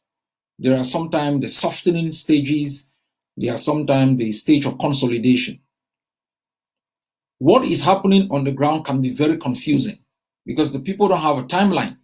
The people don't understand, where is this thing when is it gonna end? Is it just going to be you attack the La Republique here, they come and kill us here, you attack them there, and how is it gonna end? And I've likened this to a construction site. Most of the times, the person who really knows the full picture of the house that they're building is the architect. The electrician, the builder, the plumber, and the others are doing different stitches of work, and only the architect has the full picture. Now, comrade, I have said we need to move from this stage of uncertainty to a stage of certainty and predictability. We need to move from dynamic control, where we do shoot and run, shoot, run into the bush, shoot, run there, pop them at a distance, to capturing area, holding them, consolidating them, protecting our people within those areas, and providing services like an emerging state. The reason why we are still at this stage is the funding mechanism of our struggle, that we lack an external state that backs us, like you had the Eritreans, like you had the South Africans and others. But we cannot keep complaining. We must work within our means. And so far, we've done very well. We need to mobilize this 400 million AMBA, where 70% is going to ensure that you capture and hold, 30% is going to ensure that you begin to provide services and opportunities for our people. So I can assure you that we are moving to the stage of consolidation. It's already happening. In the past weeks, certain things have been happening that are not out there, but they are geared not only towards consolidation, wholly, but also controlling the war economy. So just be patient, and be optimistic. And the PS has probably your contact also. All right, sir. Let's take this. This person has been calling. He has an important question for you. Everybody's calling. My phone is blowing up. Hello, comrade. Good afternoon.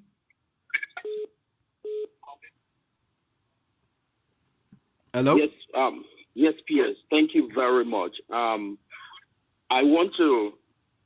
Hello. Go ahead. Make it quick. Just be precise with your sir. question, please. Thank you very much. I really want to appreciate Dr. Cho Ayaba, the leader of our War of Independence. Thank you so much for everything and your skillful and very undeniable leadership. Thank you so much, sir. And the question I have is, I've seen some videos and pictures about the Bui warriors and all the issues going on in the Bui. And of recently, I saw a video where he's returning Insobud, as they call him. He's returning some of our guns to some of the other warriors that he collected from. So my question is, what about the ones they collected from the 29? We also, because I haven't seen anything about that, we want to know the state of those weapons that were collected from the ATF fighters and they were killed. Thank you, sir. Thank you very much. Thank you, comrade, for your kind words. I'm very grateful for your generous words of appreciation. I don't want to talk about these issues publicly. These are issues we have discussed with commanders. Look, we have a lot of bad actors in our struggle. Any sign of progress is bad. And any opportunity that they have to act as spoilers on good intentions, they will pick it. So just give some time, let the commanders work their magic. Certain things are happening. We have insisted that the assault rifles that they collected from us must be returned. But most importantly, we want to know where General Agaba and the other generals were buried.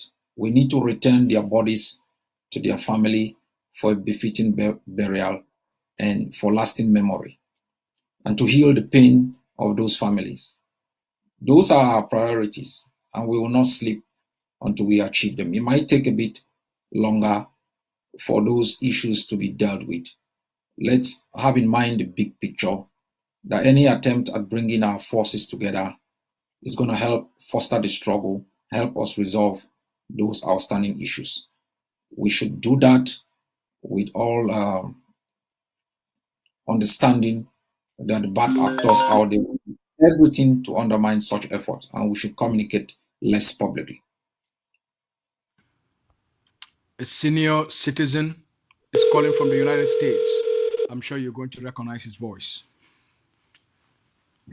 Senior citizen.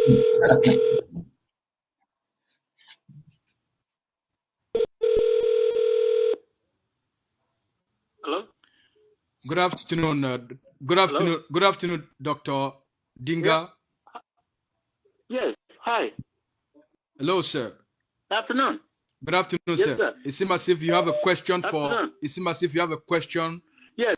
For, Boston, Massachusetts. Yes. go ahead. Dinga is the name. Go ahead with your question, sir. Dr. Ayaba is listening. Yeah. First, I want to thank you, Lady and Dr. Ayaba, for overcoming all the technicalities. I think it's a wonderful effort you're making. Thank you also for updating us. That's the thing. But I have a little problem. One little problem I have is somewhere along the line, it is not made clear. It's done, but not well done.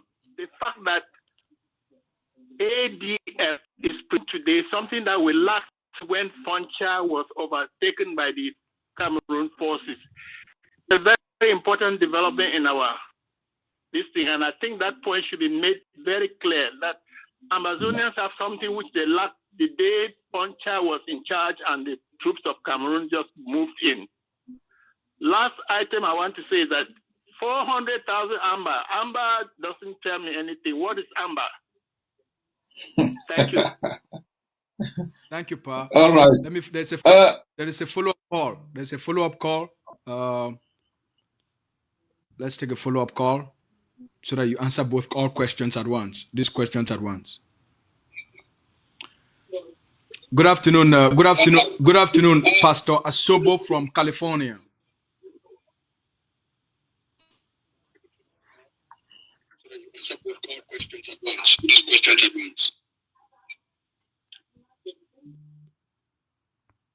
All right. Now, I don't think I can. Thank you so very much. My question again is to Dr. Ayaba. I want to thank you guys so much for what you guys are doing. You're most welcome, sir.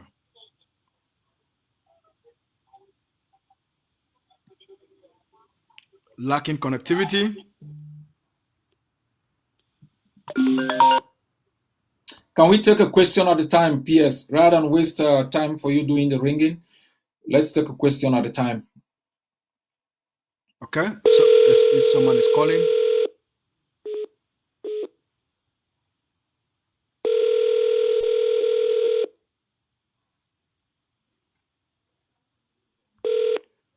Hello.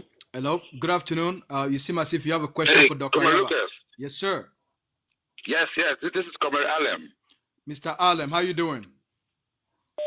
I'm doing fine, sir. I'm doing fine. I had a question for Dr. Cho. I was just actually following you guys live. Let me just introduce you. I got the link from Grace. Thank goodness. I wasn't aware of the program yet. Mr. Alem, you are the chairman of DAC, right? That is correct. All right. Go ahead with your question, sir. Okay. So my question, Dr. Cho, first of all, thanks for, I'm so happy to say you're fully recovered from the last time we got to see you. It's a good thing that you're back on the wagon again. My question really is, a lot of the things that we say so far is, with regards to our people, like what they have to do and what they, how we try to, I guess, provide them with leadership. And my question really goes to leadership, which is you and everybody else on that helm. Two of the bottlenecks, I believe you'd agree with me, two of the bottlenecks of our revolution, which happen to also be the umbilical cord, is finances, getting funds, number one, building trust, again, from our people, and number two, communication, right? Now, you have various, groups, I would say, with various, ways of raising funds. So people are stretched out thin in terms of where they give money to. People have lost hope in some of those buckets. Communication is another problem. We have some people out there who are doing what I call miscommunication or disservice to the revolution at hand. What do you think that we as leaders can and should do to be able to remove the bottlenecks on these two umbilical cords in terms of trying to gain the financial trust in the people so that people can start giving? I don't believe personally that people have reached the end of their somewhere out there people are financially drained. That's not true. You see people having parties, celebrating weddings. The funds are there, but there's no trust.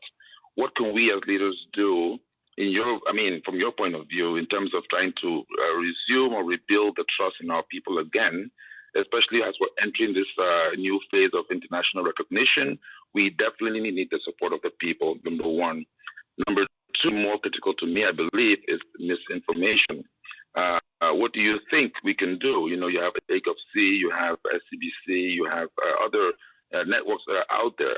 Do you have any plans that you can maybe, discuss with the leaders in terms of trying to in other words, I don't want to say assimilate, or I don't want to say put everything under one umbrella, but try to figure out a way that we can actually have our people have true information, because like I always keep on saying, in the absence of positive energy, negative energy would always fill that void. And, a lot of good people have sat quiet so far just because of the negative environment. I don't want to believe that a lot of the negative energy we see on social media represents your so-called true Southern Cameroonian. I refuse. So what do you think that we as leaders can do? Or what do you think, or how can you engage in the leadership for us to be able to remove these two bottlenecks, which are the core of the revolution? Once those two are off the hook, I believe that things will flow a lot more smoothly. But we can't just sit back and watch while the revolution, I know it has its ways, but let us at least take care of our part that we can govern. The issue with LRC, that's a different story, right? Then we as the people have to be able to take care of our part. So what can you do? What do you propose for that? Thank you. All right, sir. Thanks a lot, Dr. Alem. Let me answer Padinga's question. There's one important issue he raised, and I think he put it in a very, very nice way. And I have said this before. The handicap that our leaders had in the 50s and the 60s and the early 60s is the absence of a defense force that could assert the right to defend our sovereignty. But that was the least of their limitations. The greatest limitation they had was that they never believed in Ambazonia. They believed in Cameroon. They believed in the narrative that we were some one German colony that was divided during the First World War. They never believed in Ambazonia. Anyone who believed in Ambazonia, even with the absence of an army, would raise one, would show some resistance. Foncha basically allowed himself to be manipulated by a Ijo, supported by the French, to take away our country. So while Endele batted for Nigeria, Foncha batted for Cameroon. Even if you take away the armies that we have today, our strong sense of nationalism will make it impossible for us to surrender our flag, our anthem, our institute to a morally decadent society. Sometimes you don't need an army to protect those institutions. Strong will power, strong positions of leaders who articulate those positions and educate the population will generate from the population enough resistance to articulate a clear-cut position and to protect existing institutions. It is kind of argument we have made at the level of the international system amongst us, that we should not fall easily to little manipulations. We should take shortcuts for purposes of populism, for purposes of personal opportunities. And that ties me to the question of Comrade Dr. Alem. We have not done enough diagnostics to draw sweeping conclusions why the funding habits of Ambazonians is the way it is.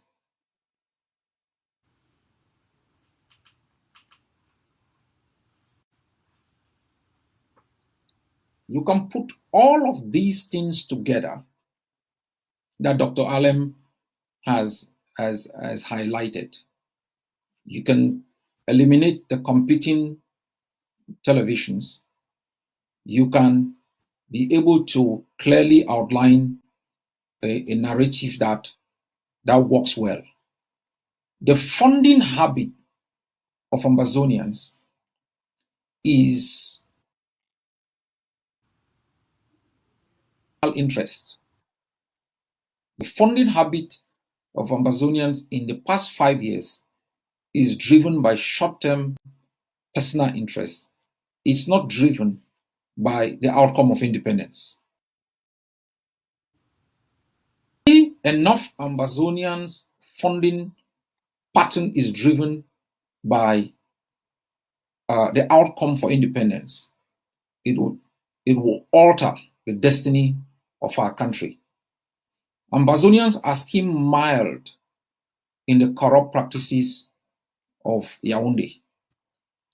There is an elitism that still seeks to consolidate the little pockets of power that existed under Cameroon. There is that elitism that projects institutions and actors that will protect those existing interests for individuals than for the country. That is the funding power of Ambazonians. That is pit strongly against an impoverished grassroots driven by ideology, driven by strategy, driven by clear-cut goals. There is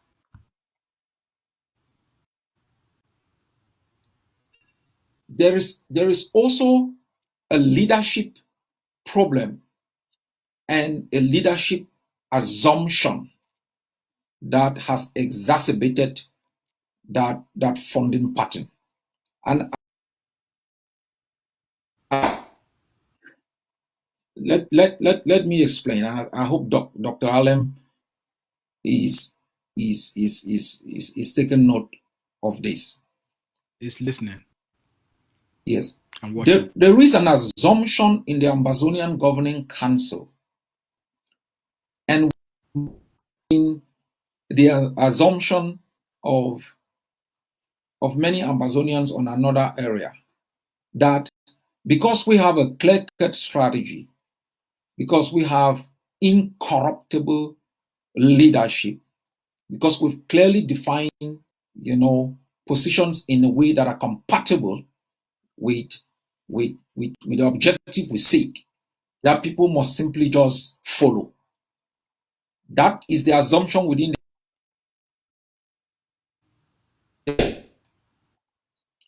Now, it is important for the Ambazonian Governing Council to understand society is driven by interests. People have interests not only on issues of money, on issues of policy. They have interests on issues of belonging. Do I have a space within the Ambazonian Governing Council? Am I simply a passenger? Are my concerns recognized?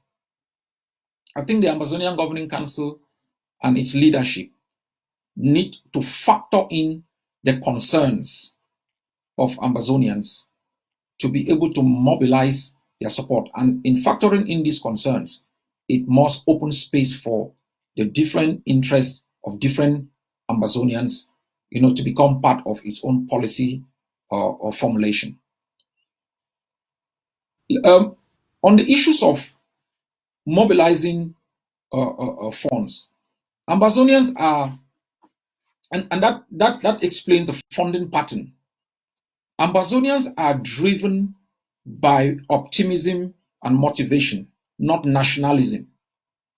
Liberation struggles must be driven by nationalism, a strong belief in your country and in the cause that whether it's rain, sunshine, thunder, you are able to continuously to commit if you are driven by sentimentalism, if you are driven by little hooplas, excitement here and there, you discover that your commitment is going to undulate. I see that also within the AGOVC. So it's not an issue of general Ambazonians. The AGOVC also has people that who only commit when they are excited. You have dogged nationalists for whom independence is a do or die. I recall my defense chair said the other day, said, thank God we are broke, because if we were rich, we would have cleared our entire assets and put this thing in this struggle. And that's true. For me, independence is a do. There is no compromise. There is no halfway, nothing to negotiate. And if I can, sell my eye to get enough money for enough materials, I will do it and live with one eye or even blind for Ambazonia. Lastly, we must also, and that's the way I responded to the issue raised on the issue of Okondo Titi. We must stop pampering Ambazonians all the time. We must stop. It is the only struggle where you think you can pamper people to fight for their own land. So they bring little excuses, as Dr. Alem said, some basket burnt people out. Change to the next basket. For you to change to the next basket, your commitment should not be driven by sentimentalism or little personal interests. It should be driven by nationalism. Now, take for example, if Dr. Alem supported Dr. Akwanga or Siseko and finds policies that advances the struggle wanting, you must not stop your commitment. You might also be able to communicate certain areas that you think should be changed. You might talk to leadership and find out what you can do to improve on efficiency. Or you can call Dr. Ayaba and say, I'm a supporter of Siseko or Dr. Akwanga, and I find limitations in this area where I'm making an investment. But I've found that the AGOVC is executing that particular area with intensity. And I would like to make a commitment to that area. We are reaching the stage, Dr. Allen, and I tell you, we are reaching the stage after 5 years of a few people, less than 2% of Ambazonians have been committed to our struggle. Less than 2%. The majority have been simply excited. They don't give a damn. They are holding parties wherever. They are still singing Cameroon. They are playing all tricks in the face of an existential threat. There is a time, and that time will be very soon. Every investor who invests in our land, as our men defend with limited materials, will henceforth be charged to pay their liberation commitment to our forces, and we will enforce that. There will be a time when every one of us out here, all cultural groups, social groups, will be obliged to commit. If you don't, when you die or your family dies, bury them in Europe, not in the soil in which the blood of our people have been spilled without your commitment. I say this with all strength because for those who doubted 1 year ago if this was a project attainable or sustainable, 5 years later, they should have no excuse. They should not generalize frustration brought about by different individuals to heap it on the Ambazonian struggle. They should not take disappointments put on them by others to undermine their commitment to a nationalist project that should involve everyone. Just think about this, Dr. Allen, that General No Pity, General Efang, RK, you have General Rambo, and the others just get up one morning and say, well, I feel really bad today because I went on social media and I saw Dr. Ayaba quarreling with Dr. Sako, or the way this thing is going.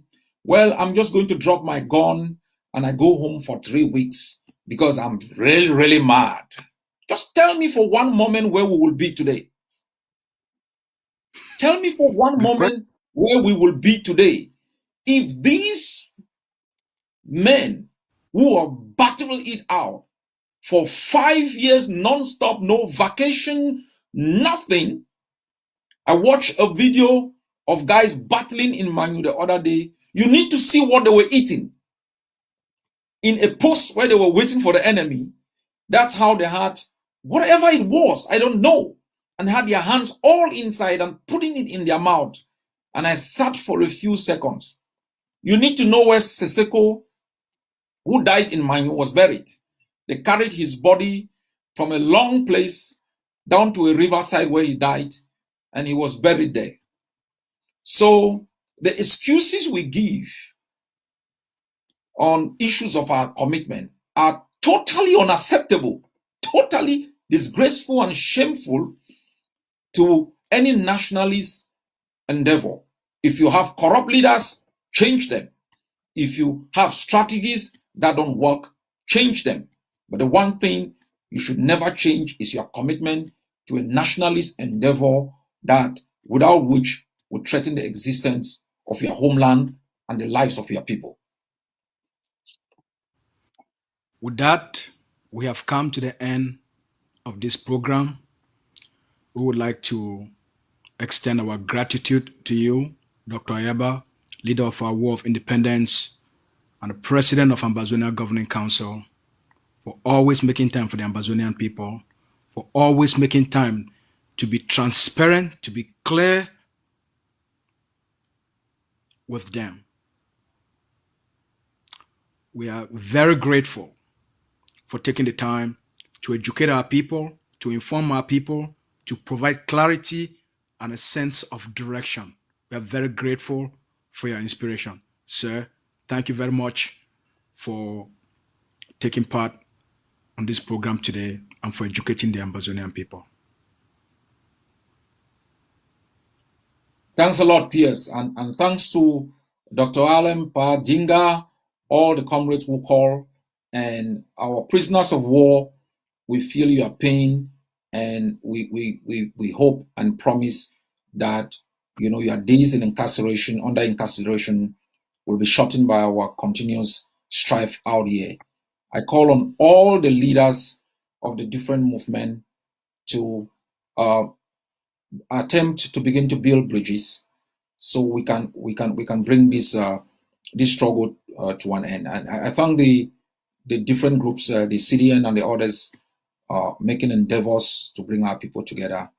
And I urge the Ambazonian Governing Council and others not to give up on any process that will bridge the gap between the various movements. I appeal to our people not to give up, not to be disappointed, to remain committed with everything you have to ensure that the men and women who are giving their blood, who have been in the bushes fighting for us for the past 5 years, will be able to defend themselves and defend our people. Ambazonia is free. I have said this many times. And if you ever doubted it, you should have eliminated that doubt after seeing what is happening in terms of the communication, collective communication of embassies, position being taken at the level of the international system, the daring attitude of our forces on the ground. The days ahead might be more difficult. Many more people will die. There will be uncertainty. We may not see, our independent homeland. But what we do here today will ensure that the next generation does not start from scratch in their in their effort for the self-actualization of Ambazonia. We should never, never in our existence accept anything from a rapacious regime that has spilled the blood of our children, that has murdered so many without any remorse, that treats us with so much disrespect. Despite our differences, we are better at war with ourselves than even one day at peace with a brutal enemy across the border.